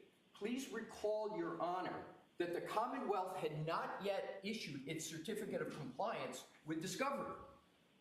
And I know I don't need to tell Your Honor the rest, you know it better than I do, about counsel's obligation to turn over discovery, et cetera, et cetera. So I don't know if the Commonwealth on the 18th genuinely didn't know that it came from the defense as opposed to the Commonwealth, but what's very, very clear are the statements that I'm going to go through that were all built upon the foundation that they learned about this all from the federal government and that the defense had not turned over anything, which is completely false. Okay. So let's go through each word because it gets really important. When there are claims made that the defense has not turned over something and there are words used like ambush and duping, it's important to understand and get behind those verbs as to what the facts are. So the next. So if the information is not disclosed, then it's not only an impediment, it creates a position where there's an unfair examination. Really? Voir dire occurred? It's not the ARCA witnesses that I have the issue with. That's number 2 of 5. The Commonwealth is not saying we have an issue with ARCA. And why do I keep repeating this? Because my conclusion is going to be ARCA should be unscathed. ARCA should be available to the defense. And I'm going to get to more of that in a moment. So it says it's not the ARCA witnesses that I have the issue with. It's the issue, the fact that I don't have adequate discovery. Those words, I don't have. The Commonwealth had for 5 days the very discovery that was being discussed that the Commonwealth didn't have. If the defense is going to be a proponent of those witnesses, they have obligations, Rule 14 obligations for basic discovery. I agree with that. I agree completely with that. And we complied on the 12th. And it's for this trial that matters, Your Honor. Your Honor has commented before that this is a new trial. This is a second trial. I've tried unsuccessfully sometimes to talk about the baseline with the Daubert issues, and Your Honor has rightly commented, well, Mr. Alessi, this is a new trial. Point taken. Now, I wasn't at the last trial, but I've read the transcripts. That's an important point, Your Honor. Mr. Brennan has said before that he, earlier in these pretrial proceedings, that he hadn't had a chance to watch, hadn't had a chance. And believe me, I can empathize with Attorney Brennan on that. It's a lot to digest. He and I are both coming into this second trial new. So I appreciated the comments he had made before. But his comment here is I've read the transcripts, and I'm going to assume that for the very important topics he was talking about, he had read the transcripts. But again, that would be something that only Attorney Brennan would know. But it's an important point to point out. That was the representation. But I've read the transcripts. And then he goes on, and he, on page 55, he repeats what we went through about June 10th and what counsel for the defense had said. So I'm not going to cover that. He's just reading what I took head on before the break. And so we then turn to the continuation of the buildup, which is at the bottom of page 55, Attorney Brennan. Now, I have some familiarity with the federal government. Seemed to me, based on my limited experience, there was much more to the story. And the story is about interactions with defense counsel. That's what was talked about above. So I called the federal government. There's no statement here, there's much more to the story, and I've got the discovery that the defense provided that told the complete story. So there was, and I'll tell you, my impression from what is stated here is that counsel made these representations, but the Commonwealth couldn't evaluate them because they didn't have information, so they went to the federal government. So I called the federal government and I tried to encourage them to provide full discovery so that the experts could testify. It's another statement so ARCA could testify. I was resigned to a TUI letter. I've been down that road many times. It's a dark road that never sees the light of day. So I filed a TUI letter, comprehensive TUI letter. And it was delayed. And over a long period of time with requests and deadlines, I finally received a response that was unresponsive. This is talking about discovery and information about ARCA that was already in the possession of the Commonwealth. And it was striking that it was noted it was unresponsive just when I read the materials. I don't know which materials Attorney Brennan is talking about. I'm going to give Attorney Brennan on this one the benefit of the doubt that he's not talking about the discovery materials that we had provided, because I think fairly read in context, that's not what he was referring to, but I don't know what's being referred. It's not the point I want to make. And Attorney McLaughlin actually identified them. They didn't respond to our request, so Attorney McLaughlin wrote back, and then we got new materials, just some. Got them from the federal government. It's not a statement that he got them from the defense, which is a fact. And then we got new materials, but a qualifier, just some. But these materials were the very reason why the defense should not be able to call witnesses without giving full discovery. We had given full discovery. We had given it. Having not been at the last trial and reading the transcripts, I only have a flavor for the last trial. So there is email correspondence between the defense, not only the federal government, but some ARCA, the witnesses themselves, and recent requests for. So he's saying, this is what I got from the feds. And what do I discover when I got this information from the feds, when he really got it from the defense? There's email correspondence between the defense, but not only the defense and the federal government, but the ARCA witnesses. And then he goes on. But if we look back earlier in the relationship, what we see back in March 22nd, 2024 is that there are conversations between the defense, Attorney Jackson and Daniel Wolf, who's one of these ARCA witnesses. And then he goes on and he reads the email. But the clear import of the point here is that the Commonwealth is saying right here that this is when I discovered these emails. This is how I got them, not from the defense, but the federal government. And we know now that that's incorrect. Then we proceed down to page 57. The Commonwealth, as I understand it, was not aware of any promise, rewards, or inducements, or payment. They relied on a reciprocal discovery order of this court for that information. That's a misdirection. That's a misdirection. There was no promise, rewards, or inducements or payments before all of those documents that the Commonwealth is referring to here. That didn't come until the invoice came in July. And it wasn't even a promise. It was pursuant to the conversation of Assistant U.S. Attorney Deutsch that, yeah, you guys got to pay it, and it's okay to pay it. So next, on page 57, line 11, he reads, response, hi, Alan. subsequent to our conversation on Wednesday, this is, I think he's reading from the March 22nd, but one of the disquieting aspects of this February 18th discussion is it's not chronological, doesn't have dates, so it's kind of hard to follow, but it certainly gave the impression, clearly, not the impression, it was stated that these came from the government, and I'm going to get to it when Your Honor was asking very apt questions about dates. But this is a very interesting paragraph. Hi, Alan. Subsequent to our conversation on Wednesday, the U.S. Attorney's Office asked me, are there any further conversations? Did we receive additional information from their office regarding how our involvement will move forward?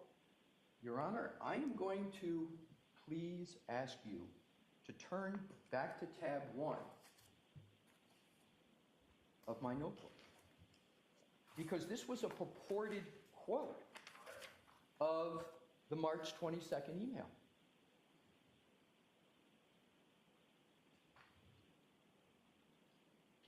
That's really not close to what the email says.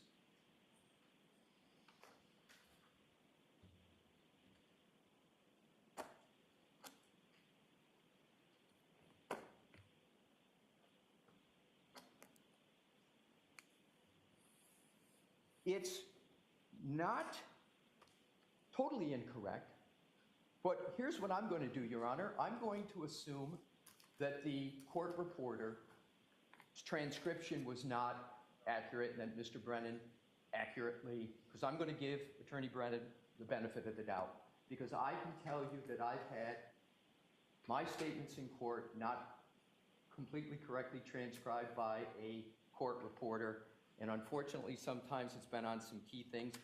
I don't think this is key at all, but I just note it.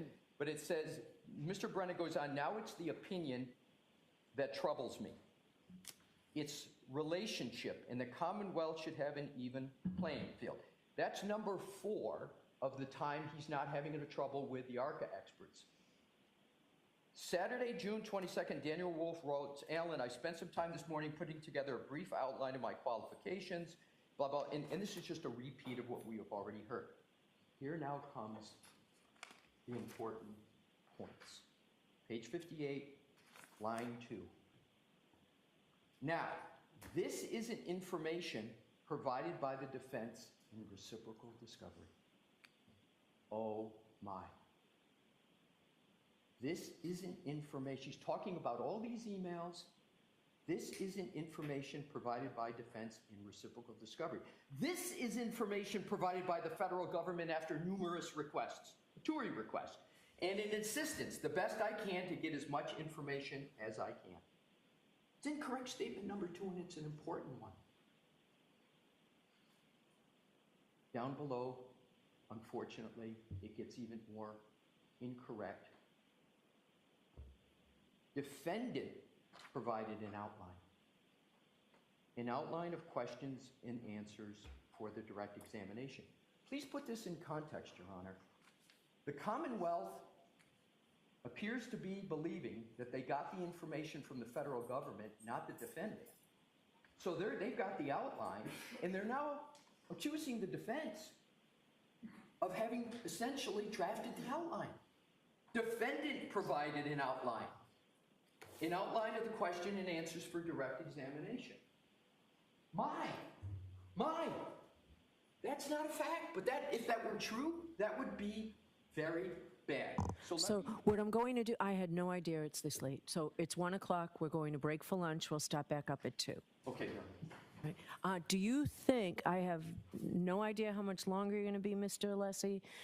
Do you have an idea, and I'm not rushing you, do you have an idea, because we do have the other motions, if we can't get to them today, we'll spend those 2 days next week with them. I'm going to answer your question. I think I can conclude in 45 minutes, because I have to get to the law, the 3.3a, I have to... I'm not rushing you, I just wanted a time frame. That's my best answer, and I will say this, Your Honor, I share your interest. I'm presenting some of these motions, and I have a strong desire not to be back here for that, so I share the goal, believe me. Okay, so we'll see everybody at 2 o'clock. You are muted.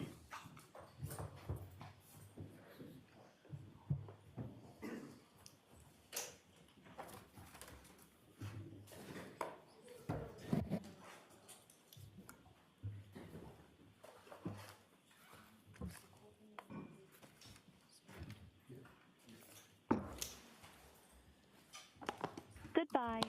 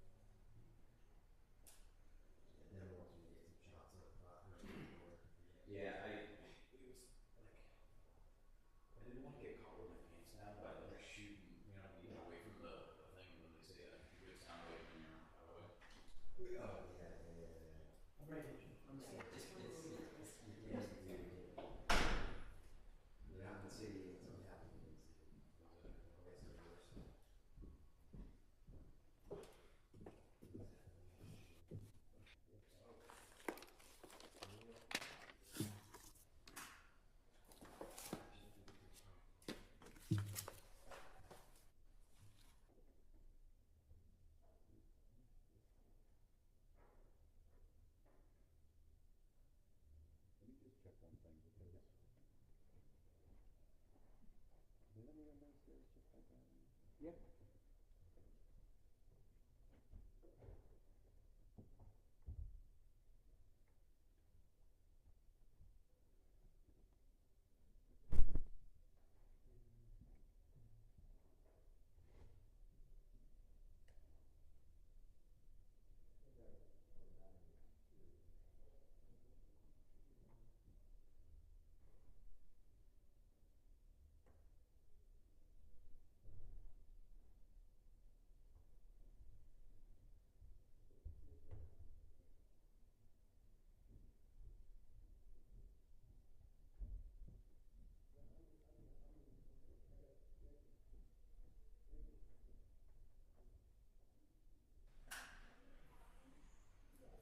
Is that still?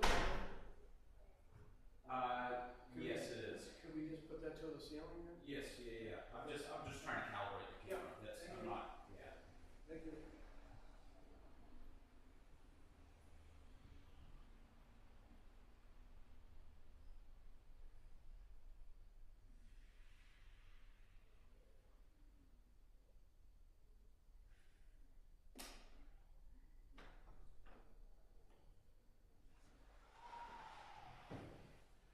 Okay, I don't know, it's the doorknob.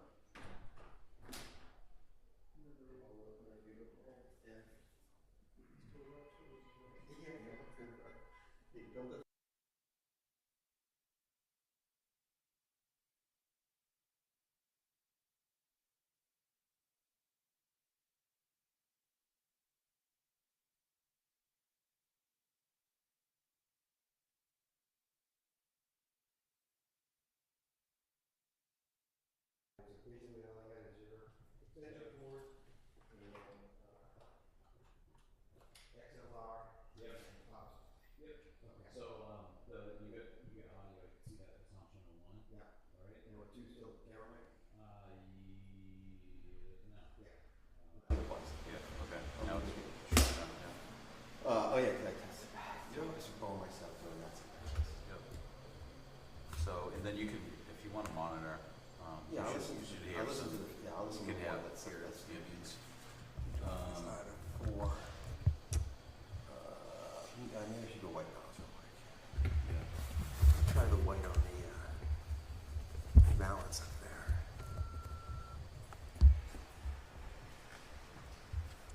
If you could get something close to 3.4, that's kind of what I had, so. I got 3.5.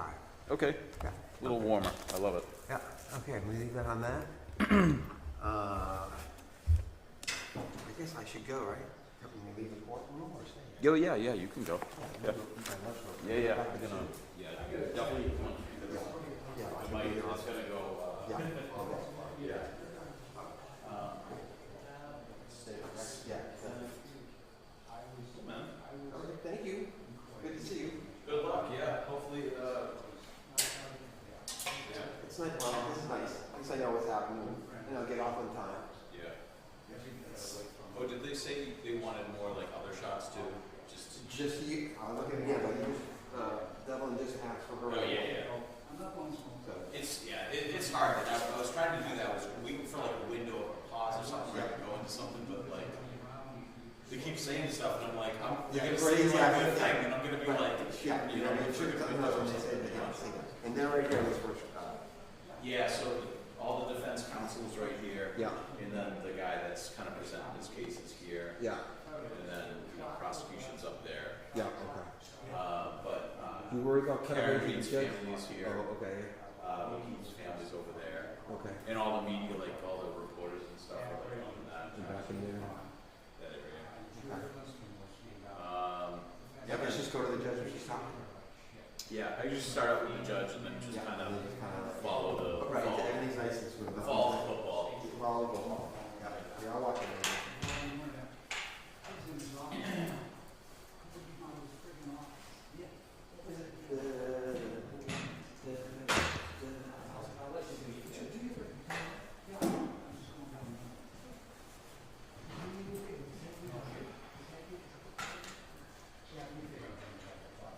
Gentlemen, thank you very much.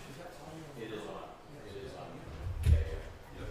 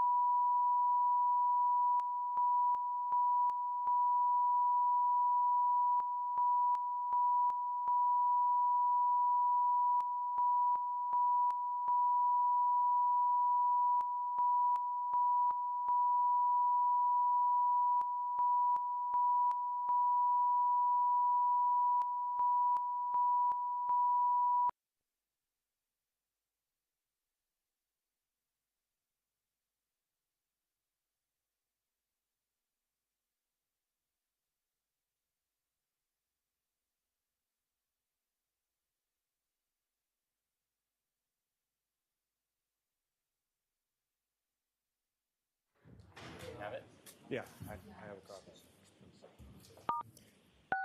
You are unmuted.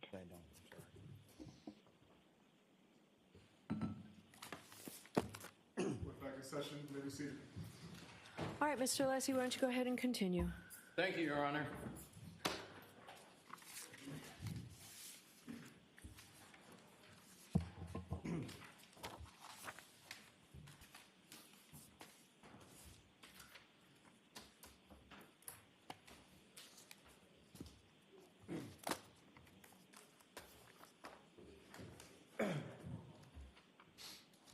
May it please the court, I first want to thank Your Honor for the generous amount of time you're according You me. need to thank me. Just go right ahead, sir. And take your time, Mr. Alessi. I shouldn't have cut you off. I appreciate that, but take your time. This is important. Thank you. So, Your Honor, I left off with page 58 of tab 8, which is last week's hearing. And what I want to do is to go to, because I'm going to go backwards ever so slightly because it's an important segue to returning to page 58. So I referenced the court to page 57, line 11, where the Commonwealth said, response in quotes, "Hi, Alan, substance to our conversation on Wednesday, the U.S. attorneys," and he's quoting according to quote the, and it's good to have, if Your Honor can be, having tab 1, which is the March 22nd email, because I'm going to compare and contrast tab 1 to where I am on page 57. And Your Honor, I'm sure will recall that I dubbed tab 1 the pause email. Yes, so I have them, and rather than me going from tab to tab, I'm going to use my copies. So go right ahead. Perfect. So I'll just refer to them, Your Honor, as the date. Is that what's best for the court? Yes. Okay. So the March 22nd email, I've dubbed the pause email. Yes. And because of obvious reasons, and it's got the word pause in there. And the pause is a very, very important concept because the pause is the stopping of communications before really things even got underway. It was before there was even an agreement, an engagement, et cetera, et cetera. So compare that, please, to the quote, purported quote on page 57. 11, "Hi, Alan, subsequent to our conversations," and he's quoting purportedly this email. "On Wednesday, the U.S. Attorney's Office asked me, are there any further conversations? Did we receive additional information from their office regarding how our involvement will move forward?" Your Honor, there's not one mention of the word pause in that quote. The word pause was left out of that quote. That is the foundation of that email. And it's not merely semantical, it's the cutting off of communications. And it's unfortunate that that pause was not quoted on page 57. Now back to page 60, or excuse me, back to page 58. Yep. And this is where I left off. Line 2, now this is an information provided by the defense in reciprocal discovery. This is information provided by the federal government after numerous requests, TURI requests, and in assistance, the best I can to get as much information as I can. Defendant provided an outline of the questions and answers for direct examination. So this is where I left off. That's not correct. It was Dr. Wolf that provided the outline. It's really important when we're talking about a collaboration, et cetera, communications, that's not accurate. And Your Honor, what is important to note, Your Honor asked about when did the defense provide the discovery. And you told me the 12th, right? And I want to correct that. I was off by a day. It was February 13th. Okay. Because it's important to try, I clearly understand, to be as accurate as we can. I'm the one creating the standard that every word counts, every date counts, so I want to try my best. I may get some things wrong, but I want to try my best to be accurate. So what I did during the break is I went and asked for the email that sent that request. So it's the email from the defense to the Commonwealth providing the discovery. Okay. And the email is dated February 13, 2015 from, and I've got extra copies if the court wants it, if the Commonwealth wants it, from Evelyn Arellano, and she is an employee of the Worksman Jackson firm. And it's important to who it's addressed to. 2, the first name on it is Hank. That's the first name on it. To Hank, Mary Ellen, Adam, and 9 more. Good afternoon. The Dropbox link below contains ARCA reciprocal discovery. Please let me know if you experience any issues accessing the files. Okay. What time of day? Because if it's California time, it might be different than what we have here. But It probably will be, but I don't know what time of the day. I'm going to ask the team if they can access what time of the day, because I don't know the answer to that as I stand here. okay. Go right ahead. And so, but suffice it to say that the hearing was on the 18th. So it wasn't like it was a Friday, and then we're back in court on a Monday.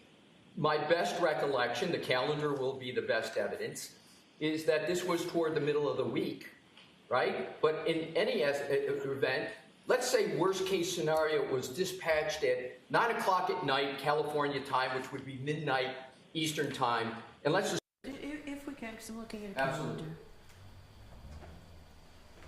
If you don't, I thought you may have had it. We can move on. I think it's approximately 6:30 in the evening. It was received by the Commonwealth. Thank you. And is that, may I ask you, if that's Eastern time, 6:30?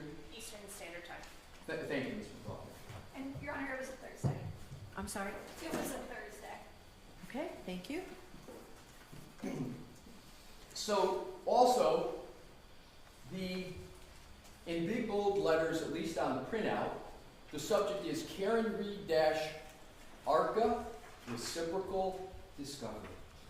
It's not like it was buried what was being sent. I mean, this was a lot of things, but it's right there, ARCA reciprocal discovery. Was it just these pages that we've been talking about, or was it a lot more discovery? May I confirm with counsel? I think I know the answer. It was just the pages, Your Honor. Okay, thank you. So it's not like this, ARCA is amidst a sea of other topics, right? This is the driving force of the email. And so, Your Honor, the question, and I'm going to keep moving on, but the question becomes, and I'm going to ask it more than once, but hopefully not too much, how is it that the Commonwealth on the 18th understood incorrectly, I think it's undisputed it's incorrect, that they got these materials from the federal government? We don't know the answer to that question, but I respectfully submit it's an important question. Was it an honest mistake? Was it just, as happens sometimes in lawyers working together, there's a lack of communication, there's a miscommunication?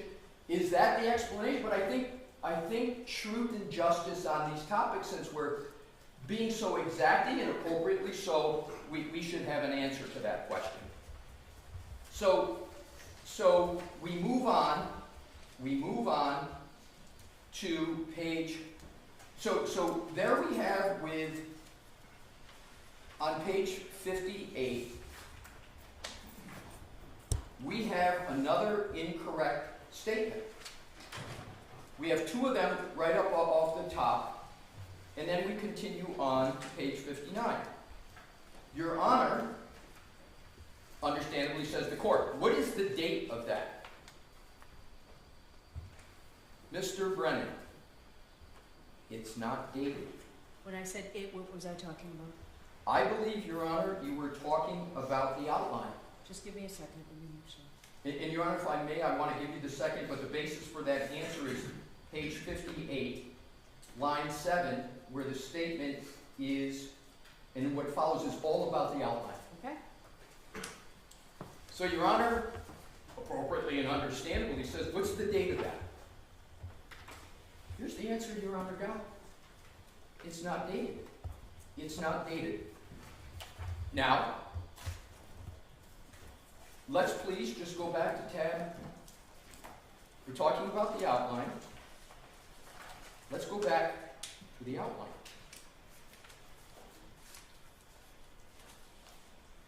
And we can pick either one. I'll pick perhaps the most probative one. I'm not going to refer to the tab because Your Honor says you have these. This is the June 23rd email from Daniel Wolf.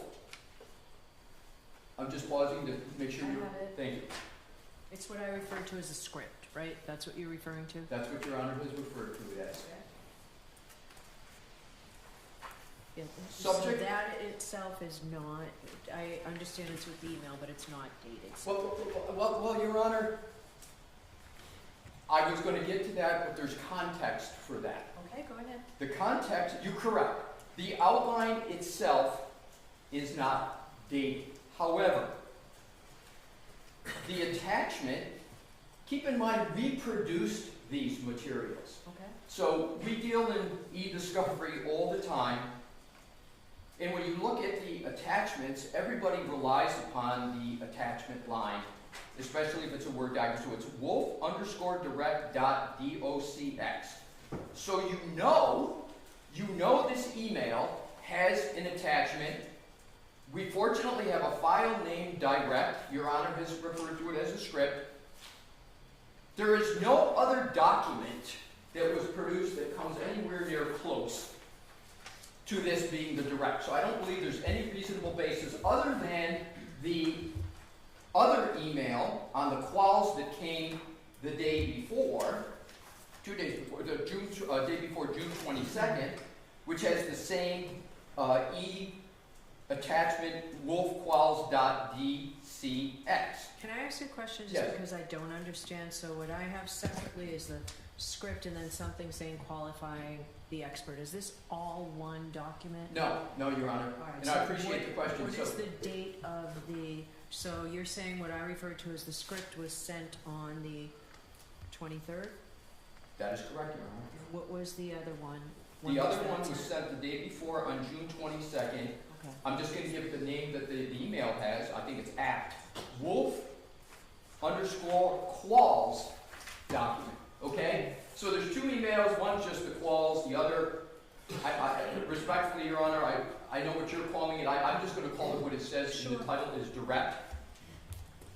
So it doesn't matter which one you're talking about. To me, it doesn't matter whether there's a date on the actual quals document or the direct document.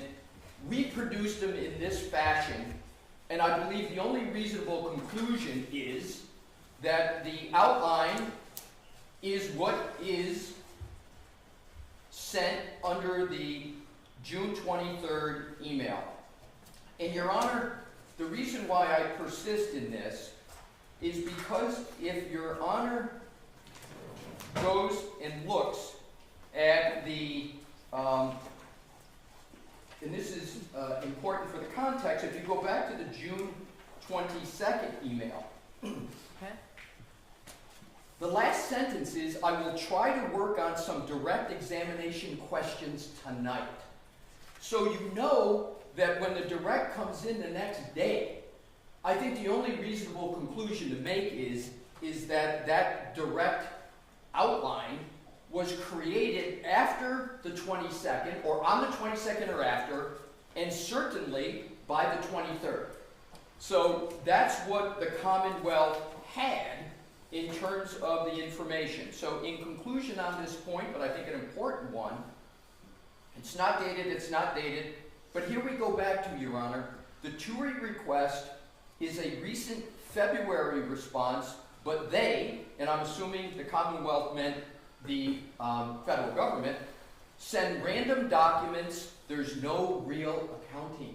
But there is an accounting on the face of the emails that I Let me just actually went through. hold that thought. I just have one other thought about Yes, this. please. So we're talking about Saturday, June 22nd, what was sent as an attachment with the email. and Sunday, June 23rd, so this was before the witnesses testified, right? That's And you were correct. saying that this was disclosed prior to the February 18th hearing, but was this disclosed prior to the witnesses' testimony? The answer is no, Your Honor. All right. The That, I answer just is wanted no. to be clear, that's how I see it. I just wanted to give you the opportunity to tell me if that's not accurate. No, that's 100% accurate, Okay. and I'm gonna get to that. To me, that's a Rule 14 issue, not a candor to the court issue. Okay? So now if we could please go back to page 59. I'm there. Thank you. There's no real accounting. Now, I'm not saying that undermines the conclusions of ARCA. There's another okay, so to speak, with ARCA. Or I'm not saying they're not qualified witnesses, but it certainly shows some bias. I went over a lot less, blah, blah, blah, blah, blah. Now, here's the next one. Another comment. He's quoting, would it be fair to say, because you had a lot of nighttime visibility work, your cases frequently involve pedestrians? Now, and then yes, unfortunately, there is a direct correlation between the time of day and pedestrian facilities. Statistically speaking, most pedestrian facilities occur during the evening. Fatalities. I'm sorry, thank you. Fatalities occur during the evening and night hours. End of quote. And then the Commonwealth adds a commentary. That would have been nice to have. They had it. They had that. What's the objective evidence that they had it? I go back to the voir dire. They had it 4 months ago. 4 months before last Tuesday. They had it before we turned over the discovery. And what's the objective evidence that they had it? Is the voir dire of June 18, 2024 of Dr. Wolf that I referred to earlier, page 167, line 12. This is Dr. Wolf. Well, to give you an example of that, so I do a lot of nighttime visibility work where, for instance, let's say a pedestrian is coming down to the roadway, etc., etc. But that's not the end of it. They had it twice. So if we go to the direct testimony of Dr. Wolf that I referenced earlier, this is my tab 6, but I'm going to stick with, it's the date of June 24, 2024 of Dr. Wolf. Page 36-65. Okay? Line 22. This is Dr. Wolf's answer. Several hundred, period. As I mentioned earlier, you know a great deal of my work is in the field of lighting and visibility. Here comes the key points. So there is a direct correlation between time of day and pedestrian incidents. We see a rise in the evening and night hours just due to drivers having a difficult ability to try to perceive and recognize individuals. So I certainly see a lot of pedestrian collisions in my casework. There it is. I did see that. So let's go back. That's misstatement number 5. It would have been nice to have, I agree, it would have been, and you did. Twice. Next. Reading on the same page 16, he's quoted. So, my specialty in the area of lighting and human factors results in a lot of my cases involving pedestrians. That's the end of the quote, and then the Commonwealth takes on with a commentary. Pretty important stuff in this case. I agree, and you had it twice. And then he comments, if you don't want me to say this, that's fine, that's fine. Then the commentary from the Commonwealth. Shh. And I went back and watched the video. Shh. Don't tell them. I'm sorry? What do you mean don't tell them? You were told twice. In the voir dire and in the direct. In the direct it was just unvarnished. And here's the important part, Your Honor, another important part. Mr. Jackson drew that out on direct. Not only was he not shushing or hiding, it was Mr. Jackson's question that drew that out. So here you have Dr. Wolf trying to figure out, is this something that that we should say. We're not. And honorably, Mr. Jackson, nope, we're going to hit it head on. Mr. Jackson draws it out, puts it right on the table. 4 months before February 18th, and the whole world heard it live. Next, if you could, Your Honor, please go to page 60. I'm sorry, there's another point at the no, let's go if we could. I don't want to take the lesser significant ones. I want to focus, because there's many of them, I want to get to the more significant ones. So then we have on page 60, line 2, and then a bill from ARCA to the defense for $23,925. That's not a trial by ambush. That's getting duped. So I, Attorney Brennan, didn't know any of this. But I've tried a few cases, I've been around the federal court a bit, I know how it works. So what is the import of that statement? I didn't know any of this until I got it from the federal government.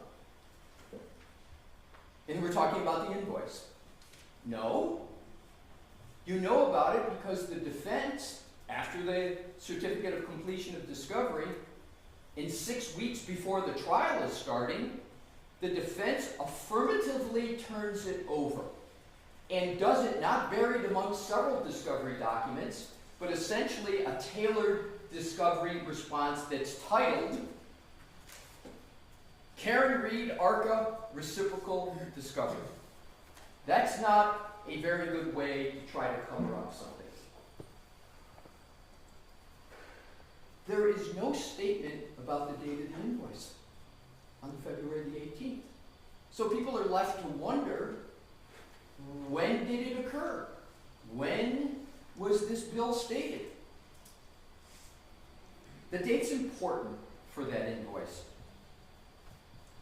Then there's a lot of statements made, sometimes parties pick sides, agree, blah, blah, blah, blah, blah, and then it allows the ability of one side to use ghosts. They create illusions and shields and say something's there and something's happening, a federal investigation, and this person, and then this happens. Your Honor, I think it's important for the defense to be allowed to speak to the very words that were used against us. Ghosts, illusions, shields. That's what we're accused of. I choose to try to comport myself and practice a certain way and give people a little bit of the benefit of the doubt. But if we're going to be talking about ghosts, illusions, and shields, I don't think it's the defense that's creating ghosts, illusions, and shields here. The illusion, and it's more than illusion, it's a statement of fact, is that all these documents came from the federal government. It's not an illusion, it's a statement of fact. Statement about federal investigations that were these are not ghosts, we're not creating it, but I'm not going to go any further on that topic. But the ghost word was used, in my view, the way I read it was, these topics we're making up, right? And we're hiding things, shield, right? We're shield, I interpret it as, you're preventing us from getting this information, defense. And this is 5 days after we had provided it. Next line. Page 60, line 13. I don't care if the ARCA witnesses testify at trial. I'm very pleased to hear that. I don't care about their opinions. I'm pleased to hear that too. But I care that it's unfair, imbalanced, and hidden. Hidden. And that is based upon the faulty premise that we didn't turn it over and the Commonwealth got it from the government. There's no other way to read it. And the Commonwealth, like the defense, is entitled to discovery. I agree with that.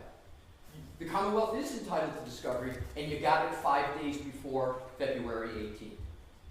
Now comes to the court.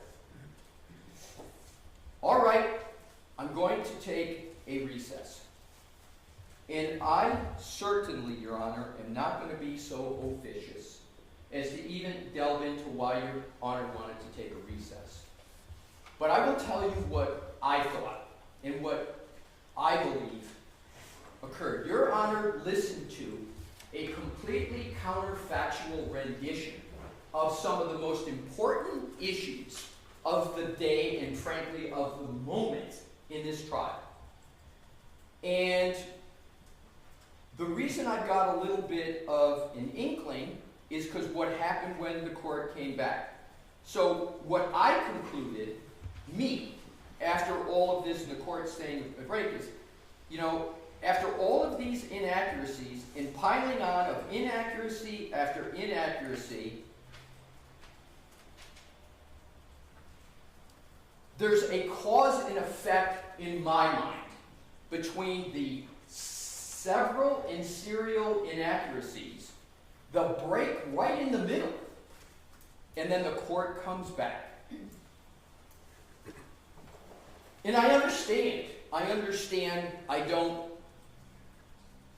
really, and I'm going to get to this, see the justice in terms of this presentation to the facts. And that's what we're going to be talking about, facts and representation. So here's what the court says. After hearing all of this, and I want to underscore something, Your Honor, and I'm not going to get too lofty with due process and notice, but it's important to hit some of these points. All of these topics that were raised were not in a motion. They were not in an affidavit. And I've had this issue before with other motions under what's required in an affidavit. None of in this case? No, Or I'm just saying talking generally, you've had this issue in other cases, or do you mean this other case? cases, other cases, Your Honor. With there not being an affidavit, right, where someone's got to be very, very careful about what they say. But in this information that Your Honor had to be subjected to was not in anything that we had notice of, these topics. We had no notice that this was coming. There was no affidavit that someone had to swear to that all of these facts were correct. And Your Honor takes the break, so we didn't get an opportunity to stand up and say, what I'm being given the very fulsome opportunity to say today. So Your Honor comes back. All right. So the Commonwealth just provided the court with information, and I don't even want to repeat these words because it almost pounds on to the prejudice to the defendant, but Your Honor well knows what Your Honor said, but it certainly had the words in there that were very, very difficult on the defense. And you say, so for that reason, right? So the Commonwealth just provided the court with information that causes me, and then it goes on. So it's clear that Your Honor was relying upon that information, which was only given verbally, right? And you say, so for that reason, I'm going to suspend today so that we meet again, and then the rest, so be back in here. Unfortunately, that's not the end of the prejudice. So what happens is, all of a sudden, and Your Honor basically said, and this is all so key, so you said, I'll see you in a week from today, and then Your Honor continued on page 61, line 12. And where Mr. Brennan, where the federal authorities have been kind enough in the past to allow me to have copies of everything, would you be kind enough to call over there and check with whomever you were dealing with, so to see if I can, in fact, get a copy of everything that you just read? It was only then, when the the reality hits, that you're looking for the backup for what's being said. Up to this point, Your Honor's understanding, all of this came from the feds, and the defendant didn't turn it over. So what does the Commonwealth do then? Does the Commonwealth stand up and say, whoa, wait a minute, I made a mistake. And Lord knows I've made mistakes before. They didn't stand up and say, a very significant mistake, my whole predicate for my whole presentation was, I had to even fight the feds to get this information. Lo and behold, I got it, and I've been duped, and I've been ambushed. Rather than saying that, and you know what, I don't even know if I would have had the courage to say it in open court, I might have asked for a sidebar and come up and said, Your Honor, my bad. This is that. But that didn't happen. So what did happen? The Commonwealth says, I can, and there's a brief chronology I think Your Honor should be aware of. So the defense is still not able to get up, but the Commonwealth is continuing on. If I could add that right now, it will take me less than a minute. The court, okay. So, the Commonwealth goes on, says the chronology is December 4th. We sent another TUI request, 2024.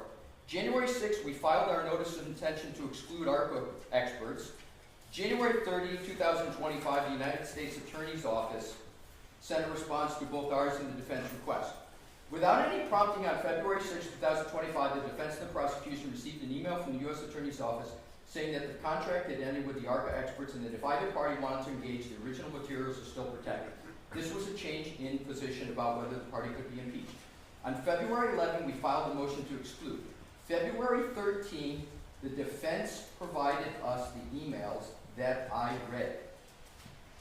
Buried in a chronology is, and in the middle of a sentence is, the defense provided us with the emails. I think I said, I'm going to repeat that, I think I said, the federal government, it was the defense. February 13th, they sent us the emails and the direct examination outline. I think I said. That was the whole basis for the entire presentation, was that the Commonwealth had to fight even the feds to get that.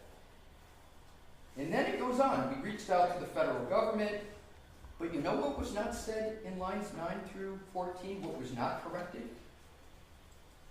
It wasn't corrected that the invoice came from the defense. Just the emails.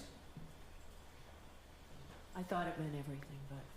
I don't understand how that conclusion can be drawn, Your Honor. It didn't say the defense provided us with all of the entire production. The defense provided us the emails that I read. There was no email with the invoice. The invoice was discussed as a separate item, and I can go back to it. When the Commonwealth was talking about it, they never connected it to the emails. So then we reached out to the because I received a copy of it. Pardon me? I think it's because I received a copy of everything that had been referenced. Yes, but I'm going to get to the point about the importance of correcting misstatements, because 3.3A1, everybody focuses on the first sentence, which is, thou shalt not make a false statement of fact to a court. The second part of 3.3A1 is you get the opportunity to correct, you got to correct a material.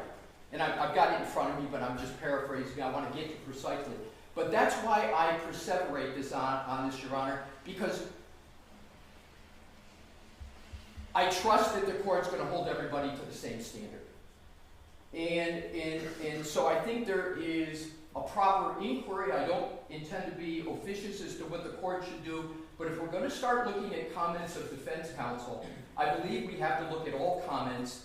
And again, I'm going to go back to my own view is this, being a lawyer in cases like this is hard. Being a judge in cases like this is hard. Mistakes are going to be made. So we go on into page 62, line 15. We reached out to the federal government again because I was curious about the change in position on February 6th that the contract was ended, but that parties could contact ARCA. Obviously, the Commonwealth is in no position to contact ARCA because that would naturally preclude the defense from retaining them. So we refrained and we will not reach out to them. This is really an interesting statement because you read it because that would naturally preclude the defense from retaining them, yet at the same time the Commonwealth for the fourth time has moved to strike our ability to use ARCA. So then the court goes on, all right, so the information that was provided to you, not from the federal government, so Your Honor knew at that point, I don't believe Your Honor had any basis before that to believe that it had come from the defense. I'd like a copy of it before you leave the courthouse. So I hearken back, Your Honor, to what I conclude drove Your Honor to make those impactful statements about, on the top of page 61 was the presentation of the Commonwealth that I counted had 10 misstatements. intent before Your Honor caused the pause. So, coming to what happened then.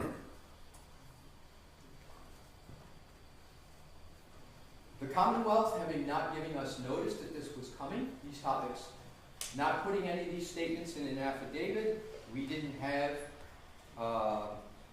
the ability to stand up. But I will tell you this, Your Honor, I greatly appreciated the week that we got, because I do believe that Your Honor intended that counsel be given, defense counsel and defense, a fair opportunity to go look at this. And that's the way I'll speak for myself. That's the way I took it, and I appreciated that. Because that's allowed me to go spend the time that I spent to try to do my level best to give the court an accurate rendition of the fact, because as an officer of the court, I believe that is a sacrosanct duty. And in a matter where the very issue is, what are counsel saying to the court and is inaccurate, I wanted to make sure I could do the best I can. Now, I may have made a mistake here or there, but I just want, and today, but I want to make sure that I recognize Your Honor's giving us that week, and we've tried to take the best opportunity for it. So what happens? What happens after these 10 misdirections? The court's comments go viral. And I'm not saying this for drama's sake. I'm saying this for what has impacted the defense 6 weeks before trial starts, while jury notices are out in the mail. Those words, based upon the misdirections that your court had to endure, have gone through, and I'll just name a few headlines in the Globe, the Herald, every TV outlet, social media exploded. And these are not trivial issues. And more than that, the veracity of counsel has been called into question. There's commentary of everybody about what's going to happen to certain members of the counsel's team, and whether it's intended or collateral damage. We've got the ARCA experts, which are key parts of our case. Their credibility is being pillared throughout the public domain. And this could have been avoided had there been an accurate recitation of what had occurred. And Your Honor, I don't know if this can be remedied. But it surely shouldn't have been exacerbated.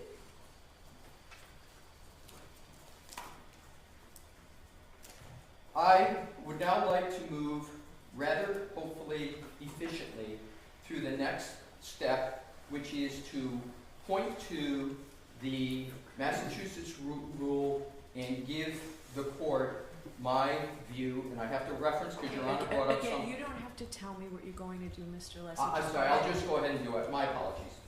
So now let's just turn to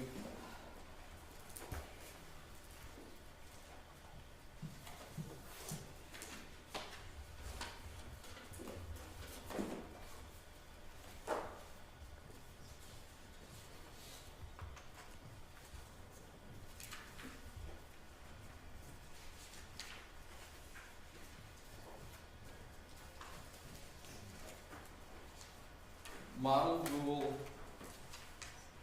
3.3A1. And this applies to every counsel in this room, of course. A lawyer shall not knowingly, so there's the adverb of the mens rea, knowingly, make a false statement of fact or law to a tribunal, or fail to correct a false statement of material fact or law previously made to the tribunal by the lawyer. So we all know the mens rea of knowingly. And this court knows it better than everybody, so I don't have to get into that. But in terms of make a false statement of fact or law to a tribunal, I don't see that on behalf of the defense, and I'm going to get to the new item of February 6th, because we haven't covered that. Your Honor brought that up today.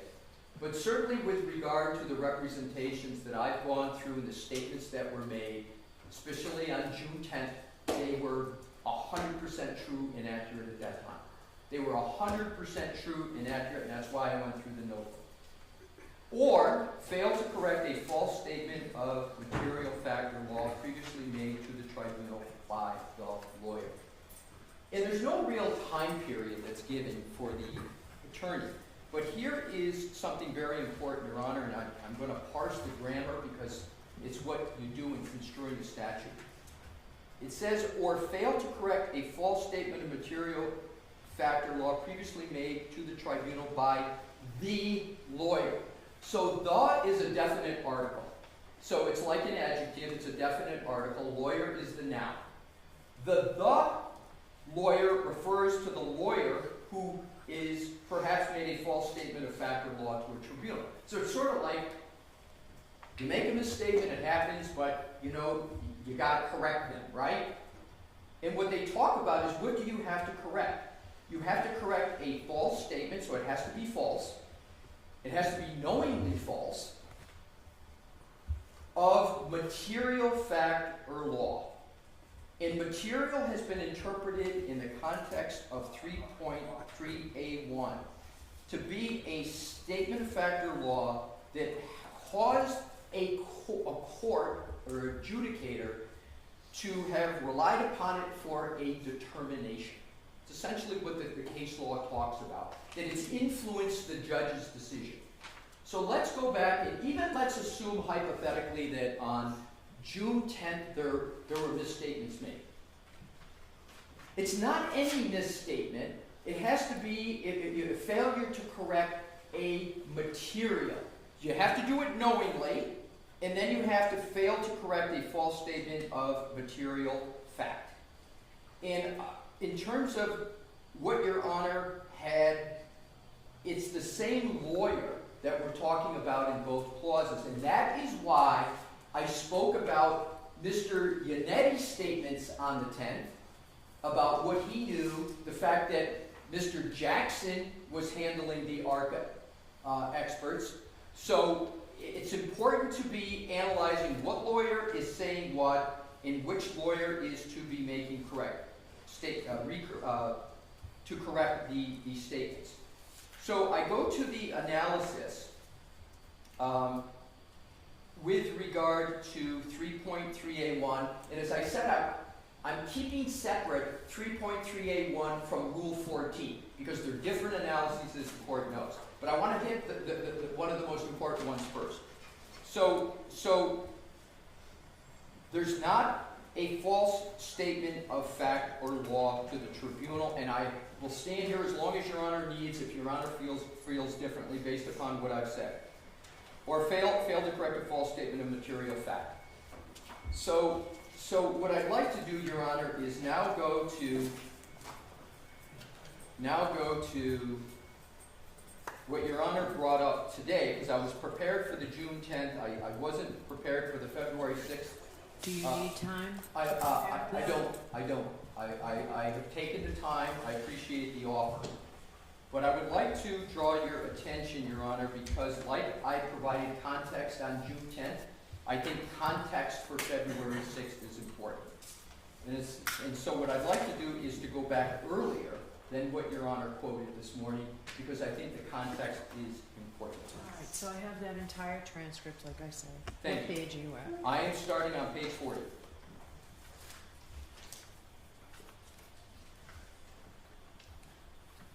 Okay. I start with line 1. Mr. Brennan, correct. I had a conversation with one of the two prosecutors I spoke to, and the only means of trying to obtain information they suggested was through a TUI request. I don't think it's the Commonwealth's obligation to seek discovery, part of Rule 14, but I wanted to assist the best I could, so I made an assented to request, and they responded with a letter. I think you received a copy of it. Do you mind if I share it with, no, okay, I received it, I sent a TUI response, essentially rejecting all of my requests on multiple grounds. So to be fair to the Commonwealth, Your Honor, this is February 6th, and they haven't gotten our discovery, right? They're just still trying to get it from the government. They don't have it from us yet. The court, all right, can I get a copy of this? If not, I just need, and then Ms. Bugalton, you can retain that copy. Thank you. So I'm not going to stay here and read it right now, but all right, Mr. Brennan, of course. And so inevitably, I'm not making any motion right now, but I appreciate that as the proponent of the evidence, defense's obligation to give Rule 14 discovery. I do not think, even despite their testimony, they've complied with Rule 14, and so the reason I forecast this was because I appreciate the April 1st trial date. If the defense, through no fault of their own, is unable to comply with the discovery, I think that we're entitled under Rule 14. I will at that point move to preclude the witnesses. So I think the important in this snapshot in time is all of the discussion that occurred on February 18th, and I'm going to underscore this. That presentation was not about the substance of what was in the email. The Commonwealth never had an issue with that. It was all about they had to get it from the federal government, and we didn't turn it over. Your Honor obviously has read the February 18th transcript. You can draw your own conclusions. But on February 18th, they were not on the issue of anything other than they thought that they didn't get the material from us. So now we continue on. The court. Move to exclude the witnesses? Mr. Brennan, yes. The court. What do you say, Mr. Jackson?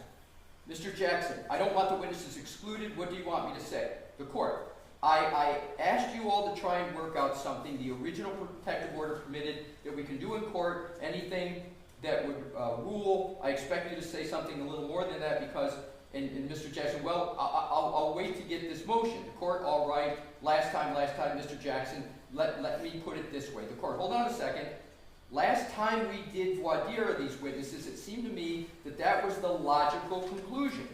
I'd be able to get both sides discovered. We did that. That seems like a logical alternative to the exclusion, right? Your Honor knows what you're doing here. I guess we can wait and see if I exclude it on a motion to exclude. It just makes sense to me to set that up now rather than wait. I don't know when they do that, when the Commonwealth, based on their witness list, recalls them, is that when you want to exclude it, so I sort of expected the defense would have some suggestion. If you don't, you don't. Mr. Jackson, and this is the key context.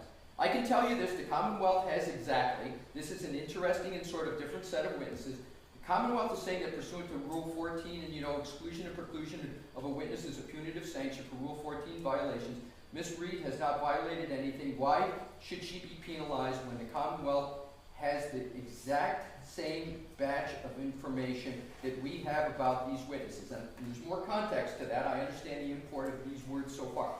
So I don't have any more information. I don't have any additional discovery.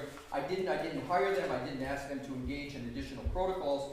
So I've got nothing else to give to Mr. Brennan. He's got the same information I got and he got at the same time. What Mr. Jackson is referring to here is the disclosures from the U.S. government, not the disclosures that were going to occur on February 12th and 13th when we would get the certificate. We had the certificate of completion of discovery. We had 30 days, technically, to turn it over, but it got turned over on the 12th. So then it continues on, is important, the court, if I don't exclude it with other side seeking a voir dire, we would not seek a voir dire because they're eminently qualified and there's no other discovery to give. They've provided. The federal authorities provided all the discovery that was attended to their analysis and testimony. So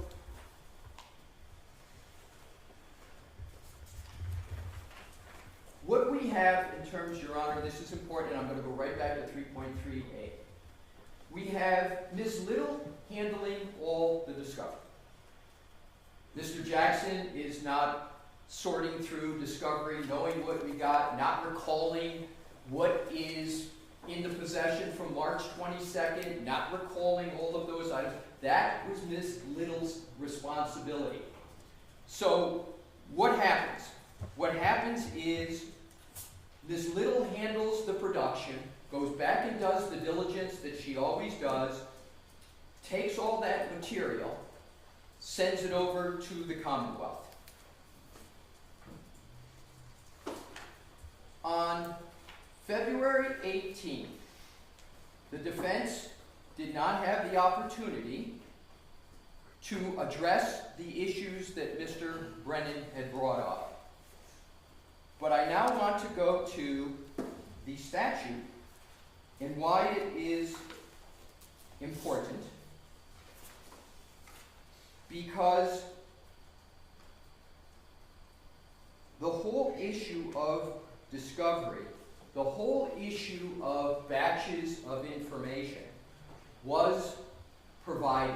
And it was provided before, well before the 18th, before any of these issues came up.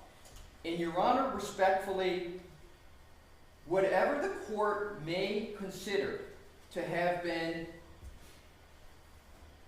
an inaccurate statement, there is no knowing misstatement of fact. Mr. Jackson has never, I can tell you this from personal experience, I don't see him ever touch one item of discovery in terms of here's what we're going to collect, here's what we're going to turn over. Never have I seen it happen. I've spoken with him, he can speak for himself. That's not, so there's, even if you take any reading of February 6th, Mr. Jackson is focusing on and thinking the discovery is just what everybody has from the federal government. You've heard this many times. We can't produce more than the feds have, but we certainly, and I want to hit this head on, we certainly had those March 22nd, March 20, March 22nd, we had those emails at the time that statement was made. We had those. We had the direct. We had the clause. Not running away from that. But the question is, at the time Mr. Jackson made those statements, he's focusing on the government, and he's not knowingly saying in his mind, oh, well, I know we've got these emails from way back when, and so with regard to the shall not knowingly, there's no evidence of knowingly here, and I don't believe, respectfully, there can be an inference stated. When I've looked at every single case where the court can look at the circumstances, so knowingly is not merely a subjective question of what an attorney has. The court is entitled to look at the circumstances in this. The case law says should make an objective determination on knowingly. But the cases, and I can give them to Your Honor, the cases are legion, that the court cannot draw an inference from no fact to conclude it was knowing. They got to have some basis, and I'll give you some examples. What happens is if, let's say somebody, one of the leading cases is, unfortunately, a woman attorney who was in a bad divorce. She had financial statements, and she made misstatements, in fact, about the financial statements. And then the question became, did she knowingly know it? And what the court did, she said, no, I didn't know it, I didn't remember it, I was under psychological stress. And what the court did was they went and they looked at the circumstances and saw emails and conversations she had with her accountant, where she clearly knew about those statements, and she told the court she did. So there's an example of you've got to have circumstances that the court cannot just jump from a lawyer said this to it's knowingly without some basis. That's why the mens rea is there. So in turn, and that's the only, the February 6th, respectfully, that's the only aspect, and I went through all the others, that even comes close to a false statement of fact by Mr. Yannetti or Mr. Jackson. In sum, Mr. Yannetti's statements on June 10th, all completely accurate. All completely accurate. Mr. Jackson's eliciting of the direct testimony at trial, when he asked, have I ever asked you specific, questions, etc., that's completely true because it was Dr. Wolf who sent the questions in. So we now are left with February 6th, and I've given you that construction of the statute. My last point, Your Honor, is going to go to the Rule 14, which is, and I'm going to spend a very short amount of time on this. Now that the Commonwealth knows that the discovery came from the defense, I want to go back to, please, the February 18th transcript, because I want to keep separate analytically the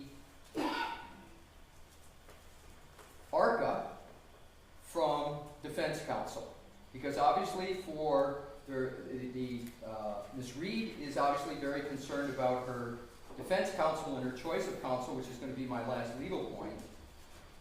But in terms of what occurred, I want to go to and quote the Commonwealth on the transcript. I am on page 62, line 18. Obviously, and by the way, this is toward the very end of the 18. Obviously, the Commonwealth is in no position to contact, etc., etc. And what does that relate to? If Your Honor would go back to page 60, line 13. And it's a repeat, but I didn't get to the point here. I don't care if the ARCA witnesses testify at trial. I don't care about their opinions.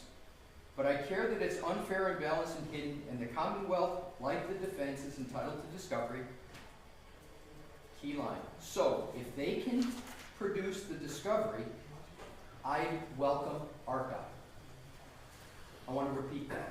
You don't need to. I'm sorry. Okay. So, my point is, we produced the discovery.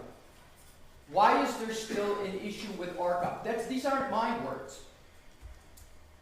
So, I want to cover, before I get to the Sixth Amendment issues, the point that ARCA should be allowed to testify. We've complied with our Rule 14 obligations. There's no prejudice. They have the discovery. They've obviously had from the government a long time everything about ARCA. So I want to touch that base to make sure that either intended or collateral damage, that ARCA still gets to testify, because it's a key part of the defense here. Now to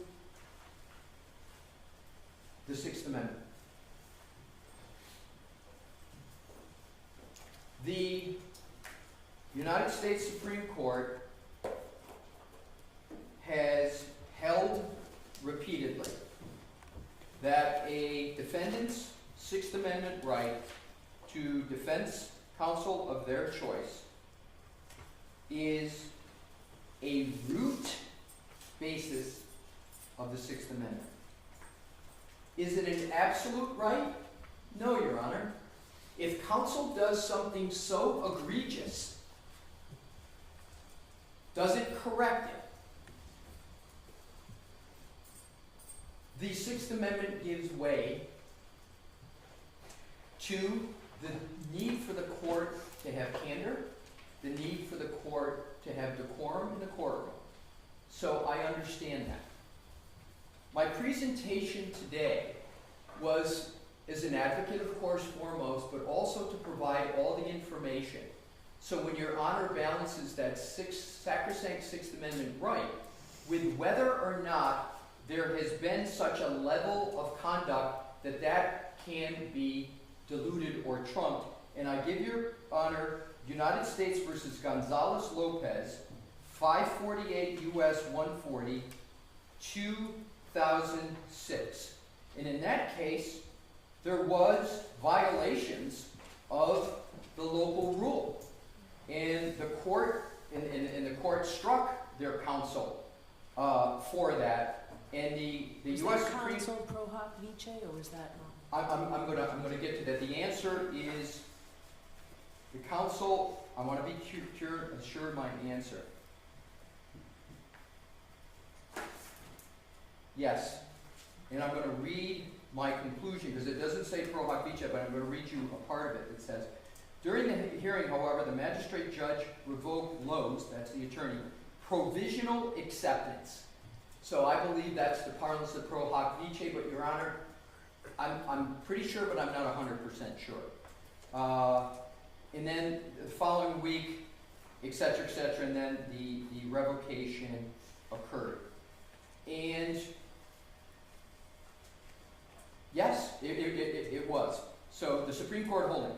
Government conceded that Gonzalez's Sixth Amendment right was violated below, where the court denied pro hoc vice admission based on perceived violations of a local court rule. All right, so Pro Hoc Vici was not permitted in, it wasn't a revocation of Pro Hoc Vici, there's a difference. There is a difference, and both occurred in this case. Okay. There was both. Good point, both. So, Your Honor,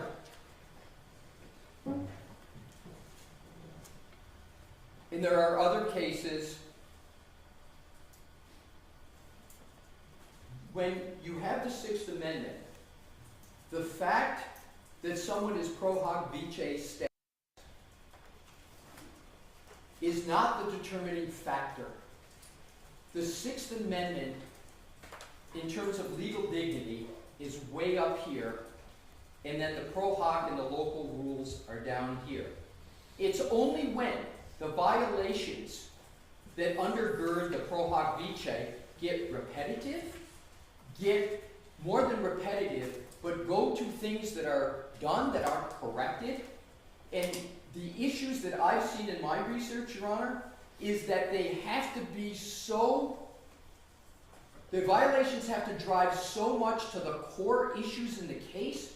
It's like suborning perjury, putting people on the stand when they know they're wrong, literally having objective evidence that counsel had a document in their hands, almost literally at the same time they're telling the court they don't have it. It has to be that severity to trump the Sixth Amendment. And why is that, Your Honor?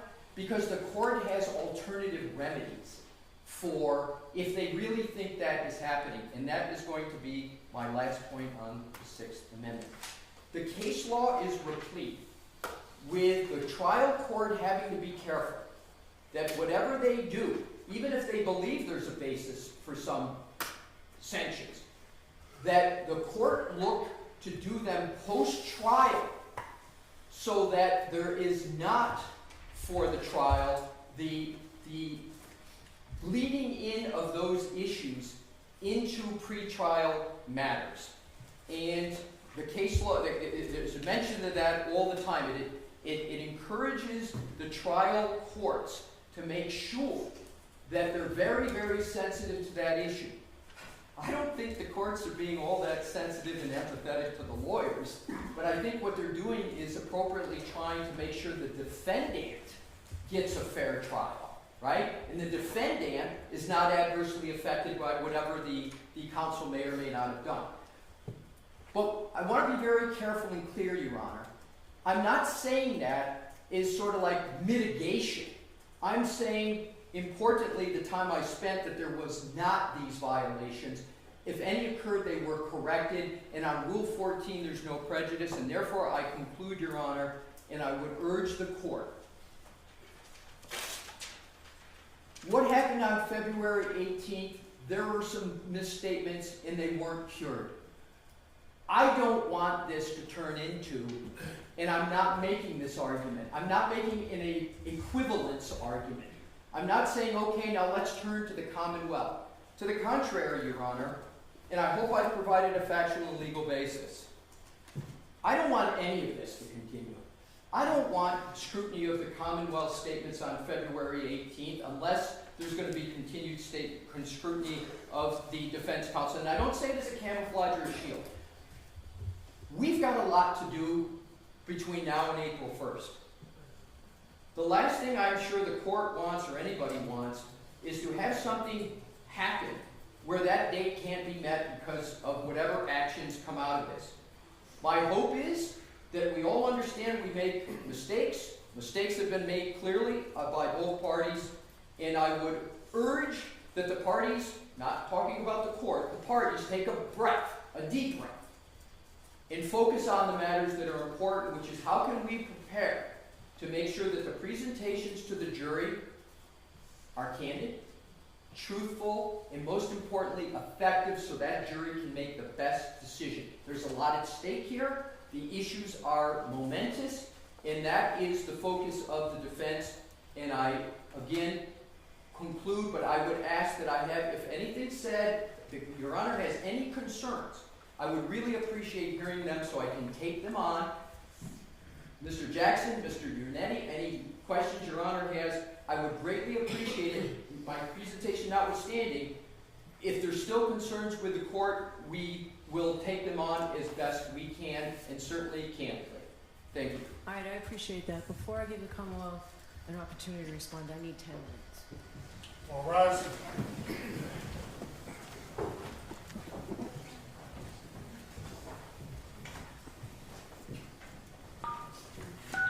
You are muted. We're in recess.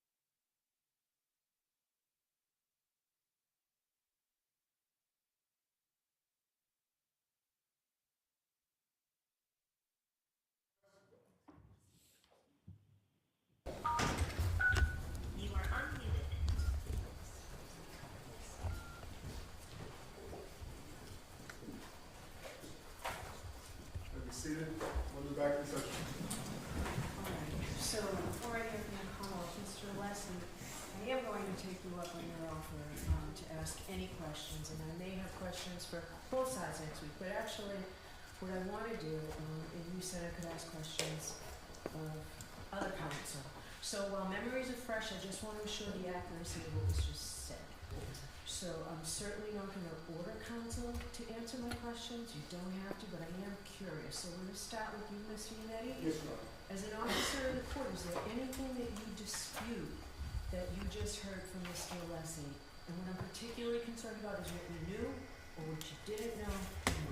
You know, what he said was entirely accurate. Okay? Mr. Jackson, same questions. No, and I would simply elucidate with regard to the February 6th sidebar comment.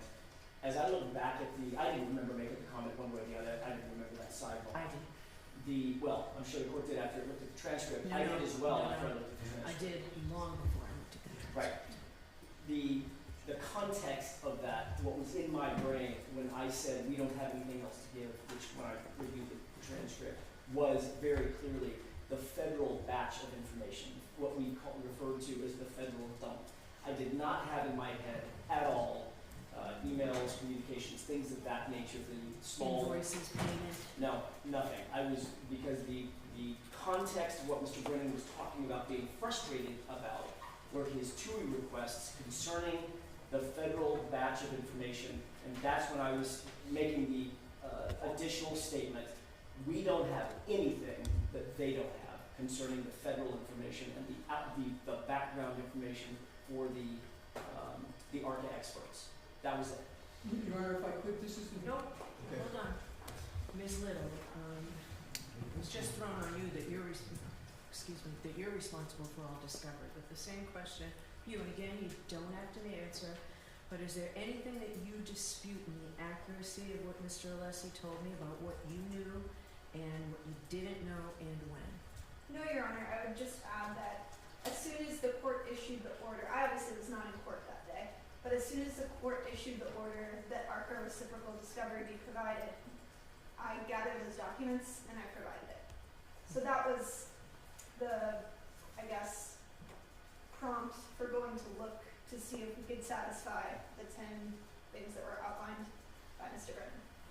Okay, so I'm going to hear from the Commonwealth now. It does not look like we'll finish this today because we'll be ending around 4 o'clock. But I will hear you, Mr. Brennan.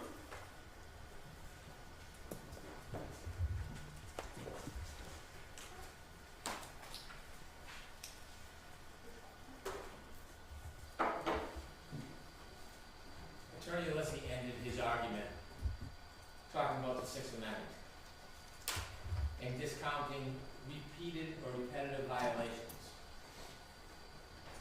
When you consider the conduct in this case, you should consider the history of the case, including repetitive violations, 3.6 violations, protective order violations, and then discovery violations, representation violations. The defense in the first trial attempted and successfully did portray ARCA witnesses as wholly independent, presented themselves as oblivious to the nuances of ARCA, left the impression that there was no compensation, no bias, no collaboration. They postured the information that they gave in advance of the second trial, and I'm going to get to the timing of that. But it ignores entirely withholding this information before the first trial. The defendant presumed innocent has a right to a fair trial, and so do the people of the Commonwealth. It is clear from a reading of the transcripts and the records and the posturing materials that there was information that showed that ARCA was not wholly independent. It's information that was known to the defense, and for whatever reason, perhaps a strategic advantage was not provided to the Commonwealth, the court, nor the jury. Mr. Attorney Alessi talks about the Gonzalez case. In that case, there was one attorney to cross-examine a witness, which is protocol, another attorney passed a note, a minor violation of a court procedure. That is like a raindrop in a hurricane. We have a code of ethics and rules to ensure a fair trial for everybody, both sides. Coming in at the last hour and providing information when the avalanche started is not enough. This isn't just about Rule 14.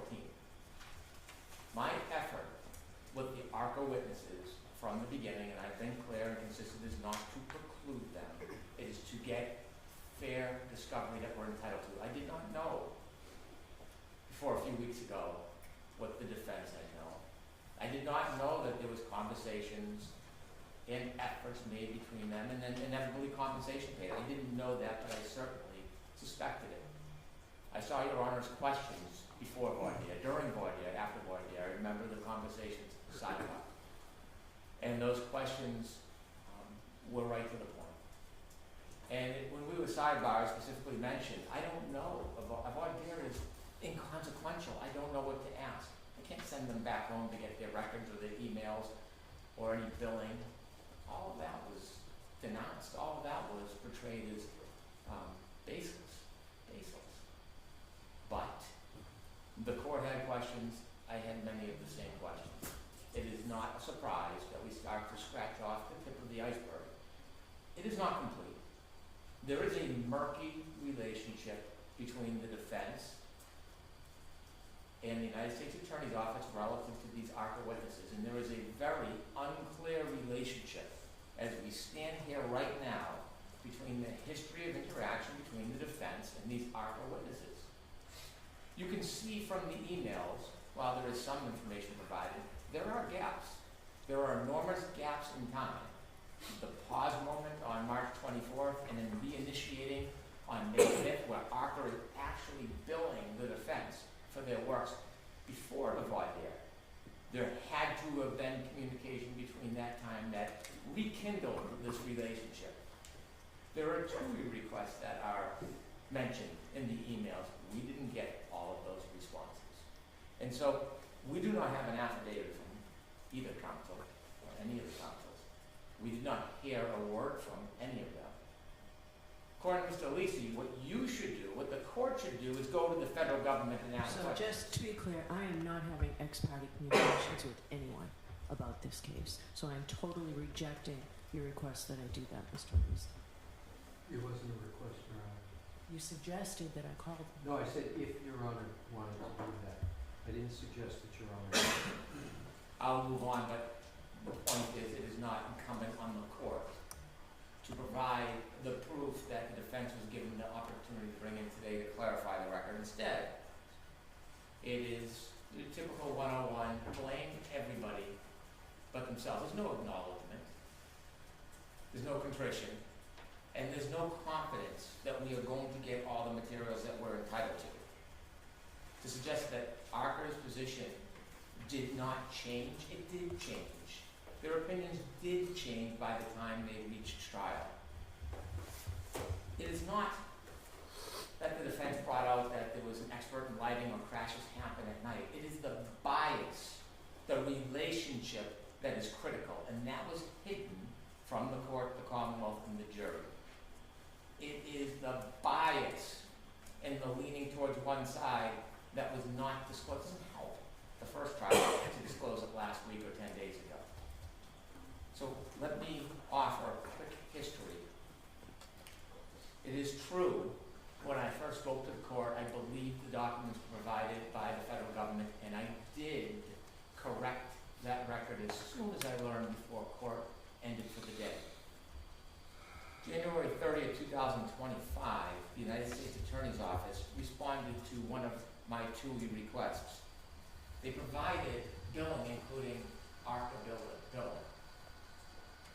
There was billing for their reconstruction, but there was no billing provided for their preparation, voir dire preparation, travel expenses, trial testimony. That information was provided to both sides on January 30th, 2025. It seemed at that point that the federal government was being at least a little more responsive, although not directly. No bills other than what the ARCA experts did in putting together their demonstration and their accident reconstruction. February 11th, I filed on behalf of the Commonwealth our motion to exclude the ARPA witnesses. On February 12th, the United States Attorney's Office gives us new emails. And those emails were between the defense and the United States Attorney's Office regarding their request to use ARPA witnesses at trial.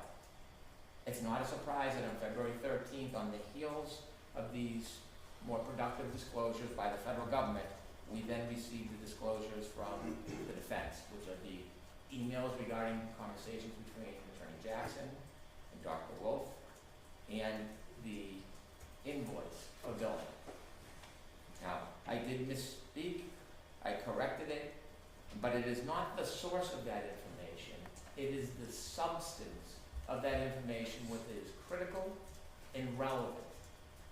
It is that information that should have been known to the court, the Commonwealth, and the jury at the first trial, and it is also that information when you compare it to the representations that have been made prior to trial by the defense that has import.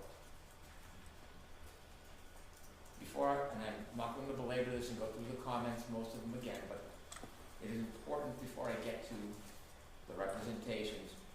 The court does consider pro hoc v. We have one licensed attorney in Massachusetts who's carrying 3 pro hoc v. attorneys with the request for a 4th to ride on that same license. There is a responsibility, respectfully, to Attorney Yannetti, fine attorney, an excellent attorney who I admire, but there is a responsibility so that there are not a number of pro hoc v. lawyers doing different things and then later plausible deniability. When we send emails, if I should miss one person on an email, I will receive an email telling me that make sure everybody gets every communication. I've been corrected or redirected many times when we've left somebody out on a communication. Pleadings are signed by all parties. They come through the bar card on that table. And so to try to parse or mince or put a slight on words to suggest that things are done independently and there's no responsibility for the defense when a representation is made that's inaccurate isn't enough. It doesn't assure that in the future it won't continue. Now, Mr. Alisi said there were rules of the road. This was before his time and mine, but I've read the discovery. There were no rules of the road. There was a protective order. And the protective order was clear that there was no discussion outside of court about the federal material. And there was nothing in the protective order or direction from the U.S. Attorney's Office that the Commonwealth had any right or privilege to contact any witnesses. Everything is done by the book, by regulation, through TUI requests. So I have to say, I've never seen the protective order. I received a stack of discovery that the federal authorities were kind enough to get to me in advance of trial last time, because Mr. Jackson had told me he understood that I was operating from a place that I didn't have enough knowledge, essentially, of what was going on. So I received those 3,000 pages plus. I did not receive a protective order. I don't know that I'm entitled to it, but it would be helpful. I don't want to take it if I'm not entitled to it. I don't know what the parameters are. Your Honor, we have a copy of the protective order. I did ask the counsel if there were any limitations to it, and I don't have a certain answer. What I'd like to do is Call over inquire. there, please. Yes. All right, if I can have it, I'd like it. It would help guide me through this. If I can't have it, I'll just go with everything I've done. May I have a moment to speak to counsel? Sure.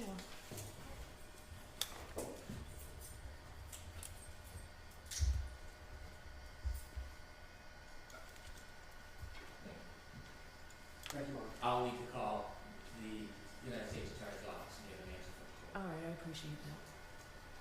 Sorry to interrupt. And so the portrayal that there was a rules of the road, there was no such rules of the road. Neither Attorney Lally or McLaughlin ever contacted any witnesses directly because they understood that that was precluded. And so there was not an opportunity to call or discuss or have conversations, share direct examinations, or have emails with these witnesses. In fact, it's underscored, isn't it, by the emails that we received where Dr. Wolf replies on the 24th saying, U.S. Attorney's Office essentially told them to hold off on communications. It doesn't seem like that would be a very clear rule of the road to have independent conversation with these witnesses and then be cautioned that that no longer was viable.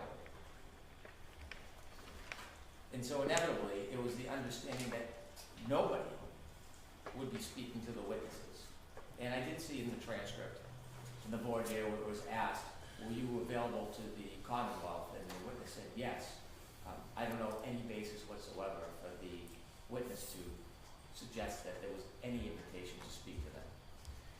And so what we have is we have witnesses that were wholly portrayed as independent.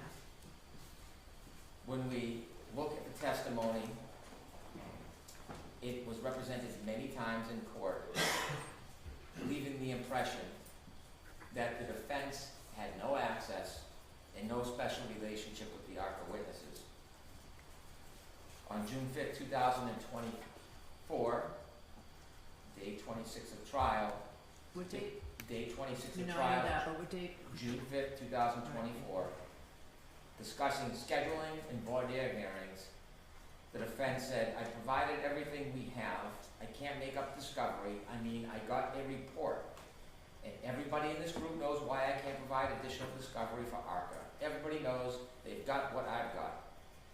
Your Honor asked, I haven't. If you can't, that's fine. So not everybody knows, and I make those decisions. Response, certainly, certainly. You're the one who needs to know, and I thought you knew. The federal authorities will not allow me to interview or ask for additional information from anybody in their world. So I have nothing.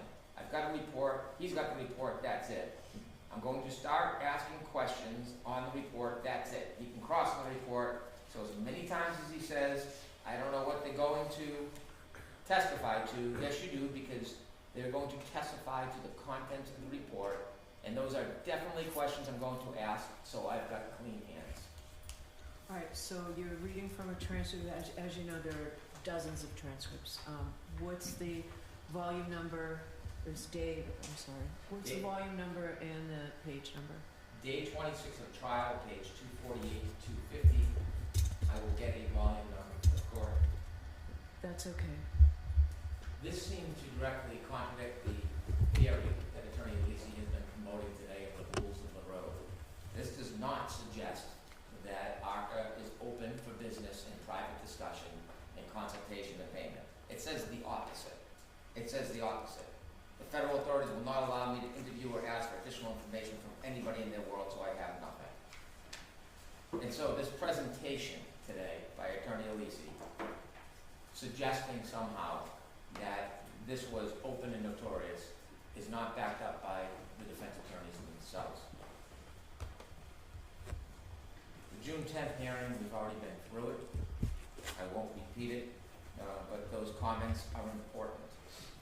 I think what stands out about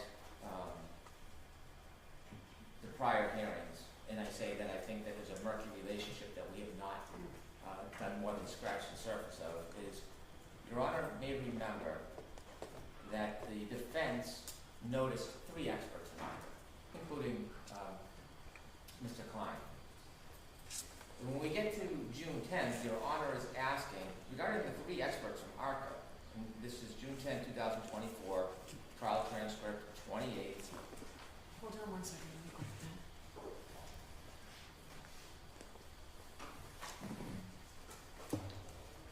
I believe it's page 12. Okay.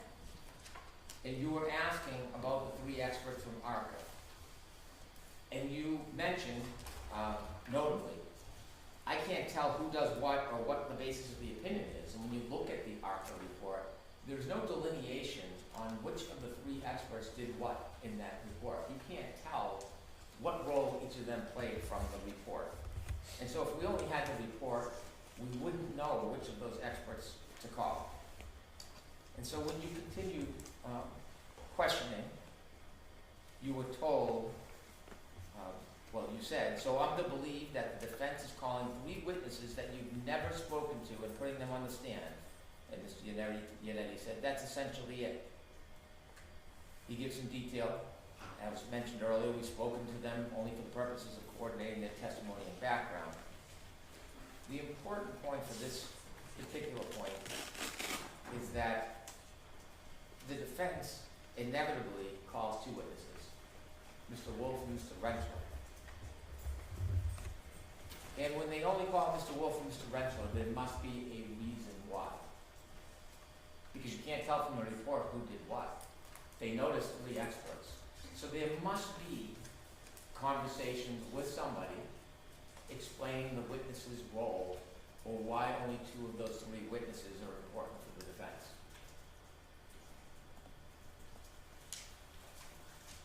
And so it is clear from the absence of information, there are much more communications that are expected to be in existence that have not been provided.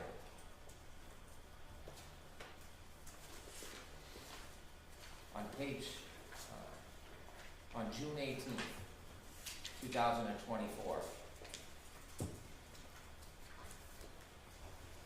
the voir dire hearing.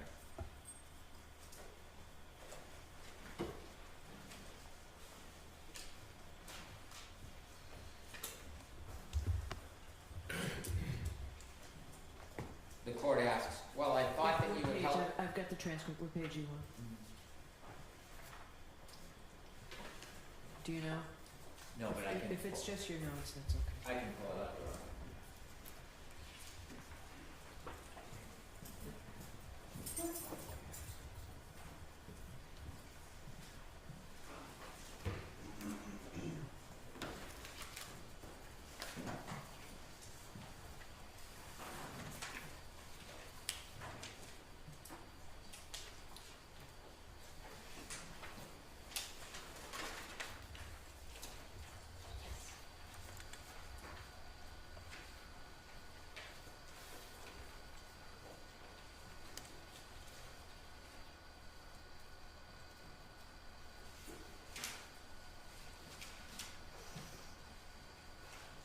Page 4, line 11, the court asks, so the understanding of the voir dire is that this is for the Commonwealth's motion to exclude this testimony. All right, that's what we're here for, the Rule 14 violation.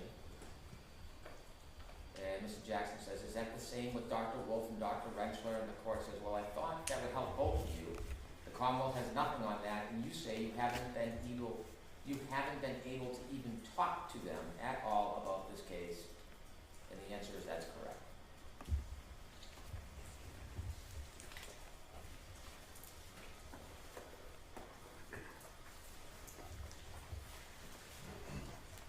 Now, refraining from my opinion and characterizations, unlike the defense, I think that the transcript speaks for itself. I'll let it speak for itself.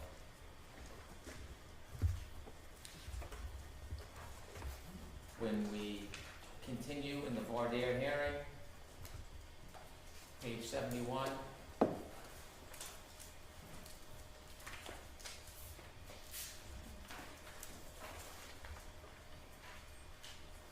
Okay.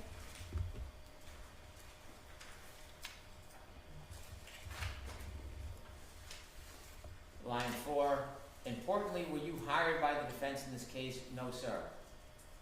Before this morning, when you walked into court, had you and I ever met face to face? No, sir. Now, this illustrates an important point. That is technically true. But what impression is that making to the court and to the Commonwealth? Is that a genuine impression consistent with reality? Line 20, the person to my left, the female to my left sitting here, have you ever seen her before? Nope. Do you know who she is? Yes. And so there is direct and indirect commentary, questions, presentations that reinforce that the defense and ARCA are wholly independent from each other.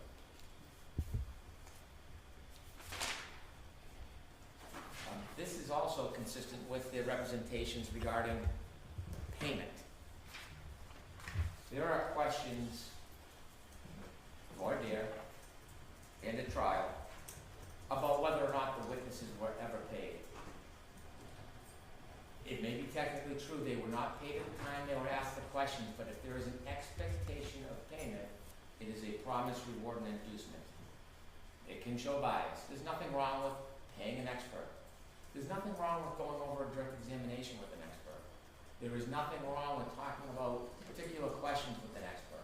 But when these experts are being portrayed a certain way, that they're independent, that there is no evidence, information about them, then it is not a fair representation. It is not an honest representation.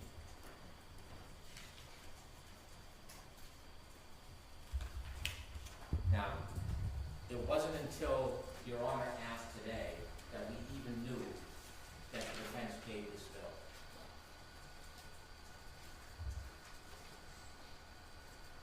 When you look at the bill, there's some things that stand out. There's a tax ID number, an invoice dated July 12, 2024. It's addressed to... Hold on one second, please.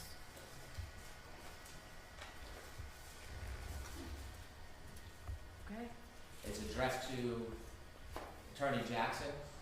And the position that the defense takes, Attorney Lisi takes today, is this came out of the blue that they had to pay.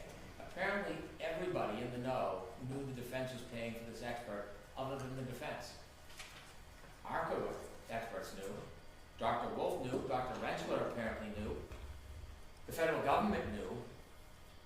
When you look at the bill, there are things that stand out that are so notable that you can't go back and try to twist them or change them. Look at the first entry of May 1st, 2024. That is before June 10th. That is before the representations that there was no intention of compensation. Apparently, the witnesses they were going to call expected that they were going to be paid by the defense, or they wouldn't have been keeping track of their time back on May 1st, 2024, participating in a telephone call with Alan Jackson. And so the March 20th email asking for an engagement letter and a retainer, and then the 24th saying we need to take a step back because of the U.S. Attorney's Office.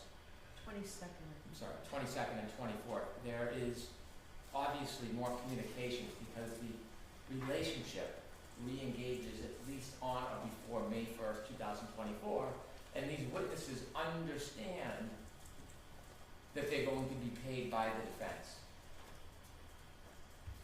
And as I mentioned in the materials we got from the United States Attorney's Office on February 12th, there is no billing related to prep for voir dire, travel, trial, none. So the only people who were surprised that they were paying the witnesses apparently was the defense themselves. And then before that June 10th hearing where the representations were made, there's a June 9, 2024 phone call. Another participated in telephone call with Alan. And then we see before the voir dire testimony, there is billing to the defense, which is now we know paid by the defense, prepared for voir dire testimony, June 17, 2024. What we don't know is, in the preparation, was there any conversation with the defense? Was there any emails? Were there any documents? Were there any outlines? Was there any discussion about their potential testimony, or is this solely the preparation of Dr. Rentschler on his own? On the same date, 3 hours billed by Dr. Wolf, prepared for testimony and hearing. Now, they felt inclined and comfortable billing the defense for. Was there any interaction or discussion between the parties? We don't know. This was the time that the court gave the defense an opportunity to bring in their product, their receipts, the emails, to elucidate, illustrate, demonstrate, prove what the relationship was. We don't have anything. We have nothing more than we did last week. On June 18, 2024, a round trip to Norfolk Superior Court by Dr. Rentschler, and also separately for his testimony, 8 hours billed, 12 hours for Dr. Wolf billed to the defense. June 21st, Dr. Rentschler prepares for his trial testimony, bills the defense, 5 hours. Again, we have no idea if that includes in any way correspondence, communication, interaction with the defense. June 21st, Dr. Wolf, the same, prepares for trial, 6 hours. June 23rd, Dr. Wolf travels to Boston for trial, significant delays, and then Dr. Rensler on the 24th, round trip, Norfolk Superior Court, 11 hours, 6.5 hours respectively, billed to the defense. Now, it's hard to believe these witnesses would put forward money and expenses and travel without some understanding that they were going to get paid. It is hard to believe this company, especially after receiving an email about engagement and retainer, especially after having conversations, collaborating on their potential testimony, it is hard to believe that they would come to Boston, spend their time and their own money to do this, to just simply send a bill later with no expectation of being paid. In fact, it's a very specific accounting of their time. And when one accounts for their time, it's because they need to have a contemporaneous record so they can get paid for that time. Also billing for wait time and travel, testimony at trial on June 24th, and then there's expenses for June 18th and June 24th. Specific expenses, $1,749, $1,932. So they are keeping very careful track of the bill that they send within 1 month of the defense that gets paid that Commonwealth and the court never knows about. Talk about correcting a record. And so this $23,925, we find out today, it was paid by the defense. We hear that there was a conversation with the federal government. We have no affidavit, we have no witness, we have no writing, no email, no correspondence, nothing to support or put in context the conversation, nothing. Nothing. And so when you look at the story on this bill and the timing of it and the details of it, we know that we are getting a fraction of the story. A fraction. It's not enough to blame the court, blame the Commonwealth, blame the U.S. Attorney's Office. There's some accountability.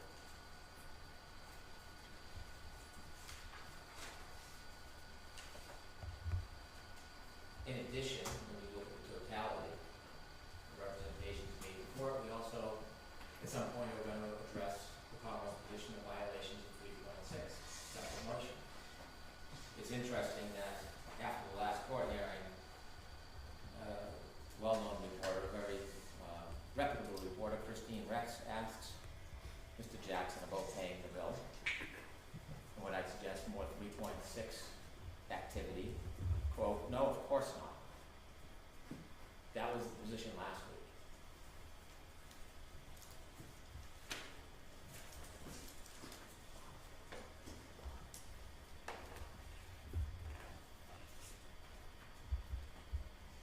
So what we're left with is we still don't know the relationship between the defense and ARCA. We don't know about the impact it had on the first trial.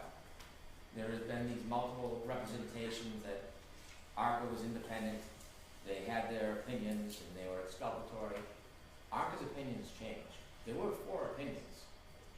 And if you look at their report, and I'm not going to read it for the sake of the press and the public, we'll have a trial, and we'll vet it at trial. But when you read the report, clearly the representations made about that report were extended at trial. And the question's going to be, why? Why did they improve? Why did they... particular page you'd like to look at without site? Yeah.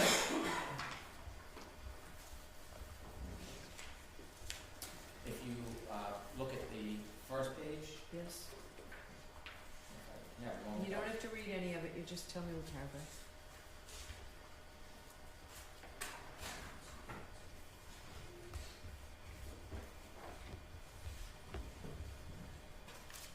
Yeah, I think it's just the first paragraph that lays out their findings. Thank you very much.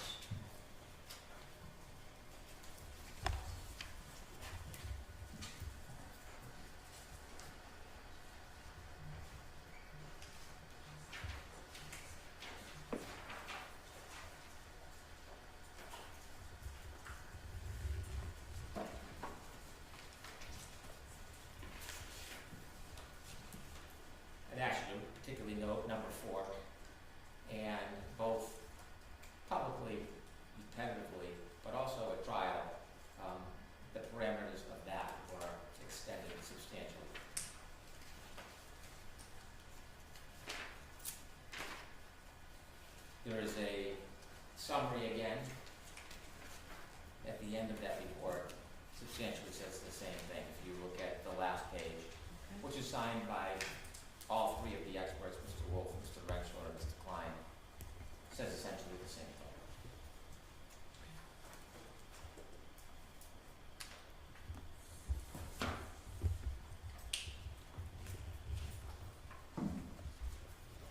So we'd be oblivious if we stood here and said that the relationship between the defense and the experts, there was no relevance to bias or motive or desire to please, because clearly there's a change, there's an expectation of payment, there's communication, and to suggest that an outline was provided so close to the testimony, therefore it shouldn't have been shared, it isn't just what's in that outline, it's the fact that they have the relationship.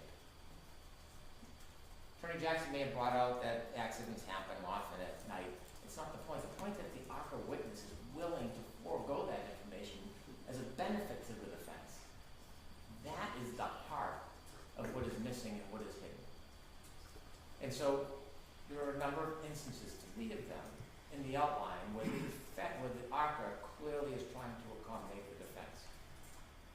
And by representing to the court that there is no relationship, the hands are clean, they have no information, is not only not accurate, it is misleading and unfair.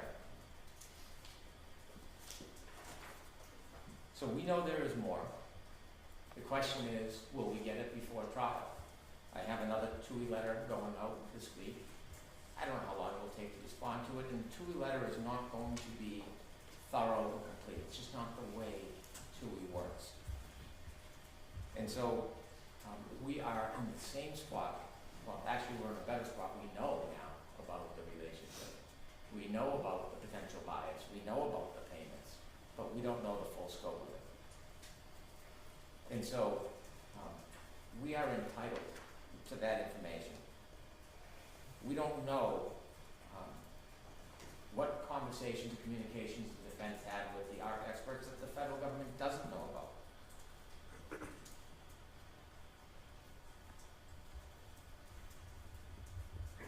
Over the next few weeks, we're going to attempt to get more information, but we will never have an accurate accounting unless it's compelling.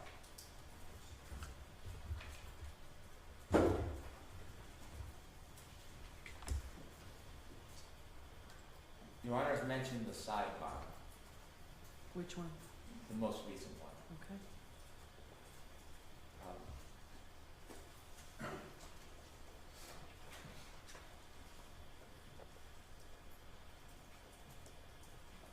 I am not trying to be overly critical of another attorney. I'm not. You can laugh, but I'm not. It has been my effort to get Rule 14 material. It has been my effort not to exclude ARCA witnesses. It has been my effort to try to achieve fair play. There's been no other way to compel any information other than to file motions in this case. And it is not incumbent on the government to fight for this information. We're entitled to it. We're entitled to it. And at this point, we have no confidence whatsoever, none, that we're going to receive the information that we deserve.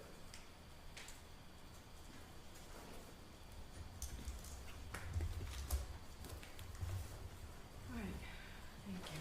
Mr. Leslie, very briefly, if you have something. Yes, thank you, Your Honor. I'll be very brief. And I hope we get an opportunity to have a more fulsome response, but I'm going to be very brief on the key points.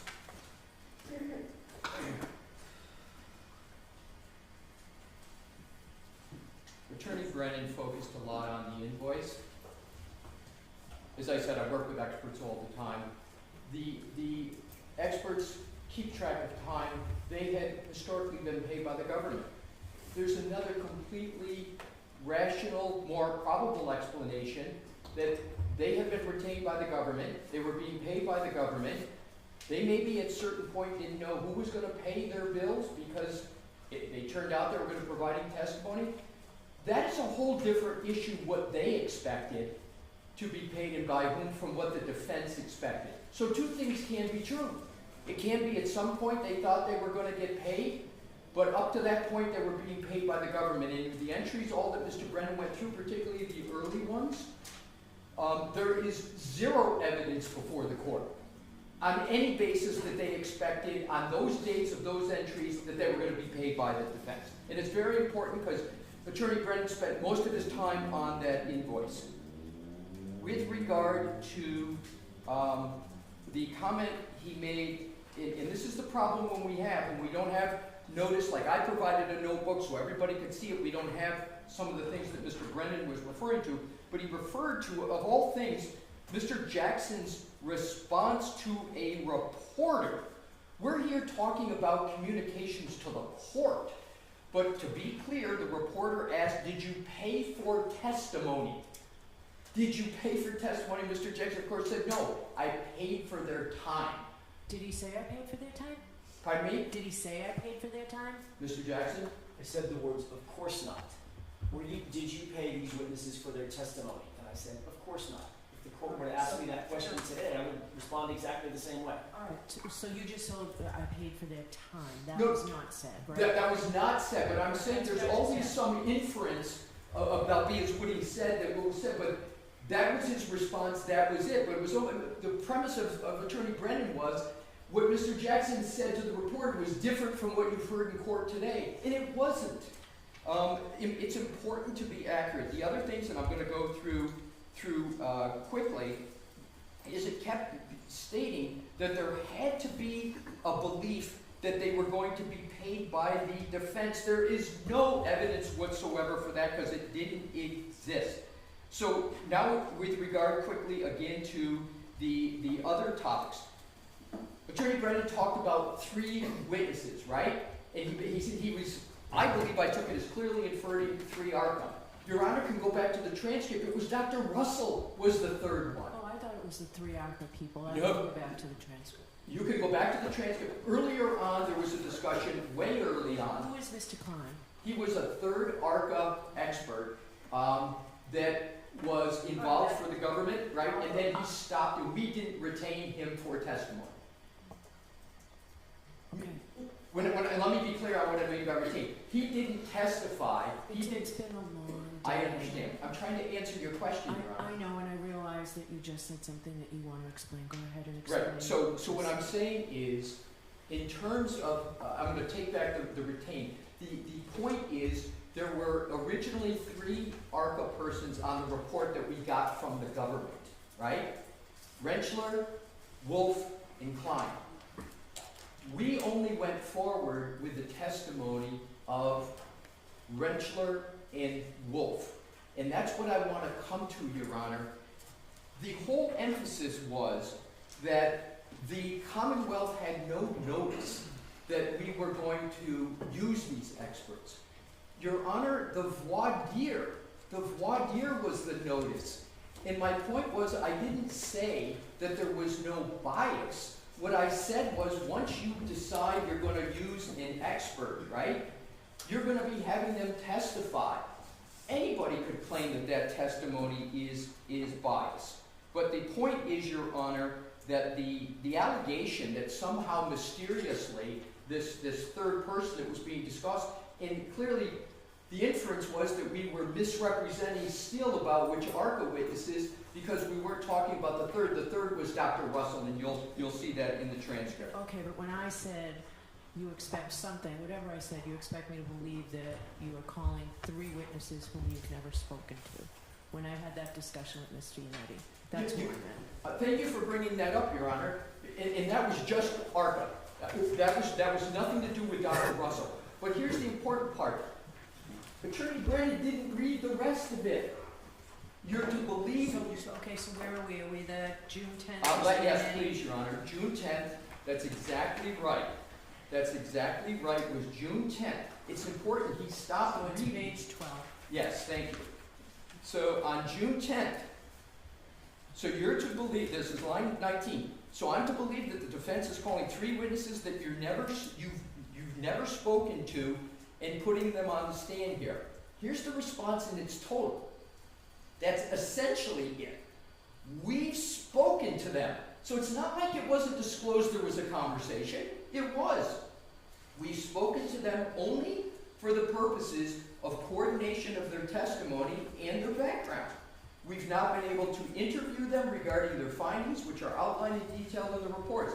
Your Honor, that's 100% true, because You I read that earlier. Right, but Mr. Brennan just mischaracterized it again, because that is 100% true. He made it seem like that was an untruthful statement, and I know Your Honor gets it. The other last 2 points, Your Honor. Attorney Brennan talked about that the ARCA experts improved their testimony. My point, Your Honor, was their opinions never changed. Whether they improved is a characterization, but their opinions did not change. And that is very important. And the last point, Your Honor, goes to the discussion that Your Honor was having with the questioning of Ms. Little, Mr. Jackson. I want to be very clear on February 6th, and this is going to be my very last point. When Your Honor asked the questions on February 6th, and Mr. Jackson responded about the discovery, and I said to you that Ms. Little was the one handling the discovery. And I spoke with Ms. Little, and I spoke with Mr. Jackson, and they're going to be completely available for any questions that follow up on this. I asked Ms. Little during the break. She wasn't here for that February 6th. She obviously didn't hear the sidebar. But I said, when you learned of what the Judge Canoni was asking about, I said, in your head, what was going on and what came to your head? Because I said Mr. Jackson didn't make any knowing misstatement because he had no recollection of any of those March emails. So I asked Ms. Little, who would, between the two of them, would, if there was any recollection. So during the break, I asked Ms. Little, I said, Ms. Little, when you heard, got the order, because that's the first she knew of the inquiry, she gets the order, I said, when you got that and you saw that you had to turn over discovery, when you read that, did it come to your mind? Did it come to your mind that there are these March emails? And she said, no. I didn't recall them. I didn't remember their existence. And what I did was I knew we had to turn over discovery. I then went back. I rediscovered those emails, and that's how I had recalled it. That is important, Your Honor, because there has to be a knowing misstatement of fact for 3.3a. So not only did Mr. Jackson not know at the time Mr. Jackson made those statements and recalled those emails, neither did Ms. Little, who was the keeper of all the discovery. And that is my last point, and I will conclude this way, Your Honor. Attorney Brennan conflated Rule 14 issues with the 3.3a1 issues. They are completely separate. I am not here today, Your Honor, to take the position that the defense is in perfect compliance with Rule 14. We're not. But that's a whole different question from whether the attorneys are in compliance with 3.3a. And I would urge Your Honor, as I know you will, to keep those distinctions as we go through the matter, because conflating them is not proper for the analysis. And my last is a citation of law, Your Honor. It was said that Gonzalez involved a very minor issue. Attorney Brennan is correct.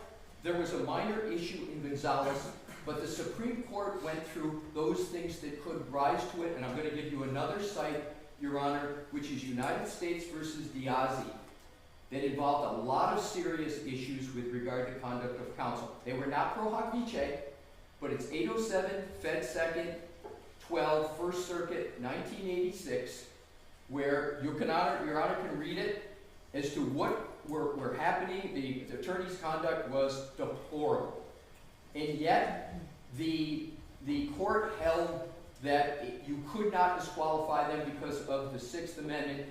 And my last point, Your Honor, is when you do a Sixth Amendment analysis, whether or not the attorney at issue is pro hoc vice or not, is not weighty in the determination of balancing the Sixth Amendment. It is not. In the abstract, Your Honor, in civil cases, is it easier to knock out a pro hoc vice? That would be absolutely correct.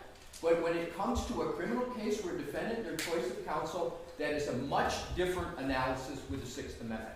So I will stop there, Your Honor, because you said to be brief. There would be more I would have to say, but those are the highlights for the moment. Anything, Mr. Brown? Very briefly.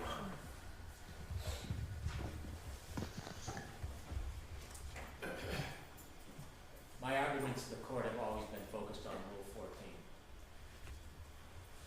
14. The verbal gymnastics that counsel engages in to use words like misrepresentation to distort reality is extraordinary. So let's use the defense words themselves. If you look at docket 505, which was signed in a pleading. That was filed late, right? February Saturday or something. February 16, 2025. This sums it up, really.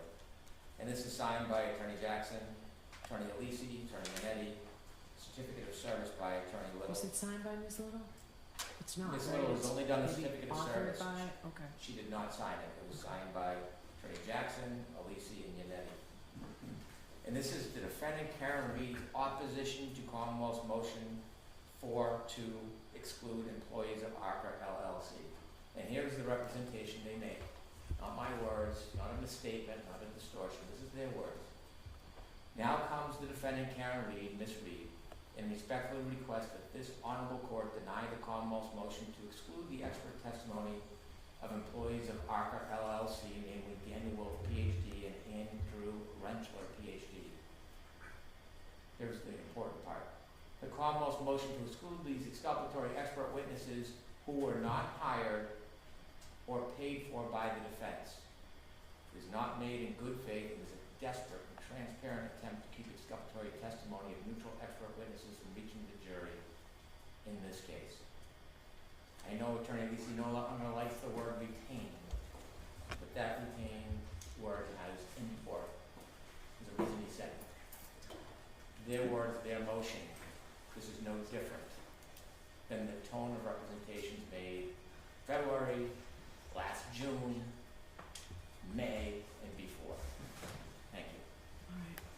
So we're back here next week. I believe we're back here Tuesday, Wednesday, and perhaps Friday. Is that accurate? Your Honor, may I speak to Wednesday, please, the 5th? As this court may know, Mr. Jackson, myself, and Attorney Weinberg are scheduled to appear before the federal court What at time? 9:30 in the morning. Okay. Could we possibly go there and then Yes. come here immediately afterwards? Sure. Thank you, Your Honor. Sure. All right, but we'll see you here, Jim. We have these all scheduled at 9. We do. Okay.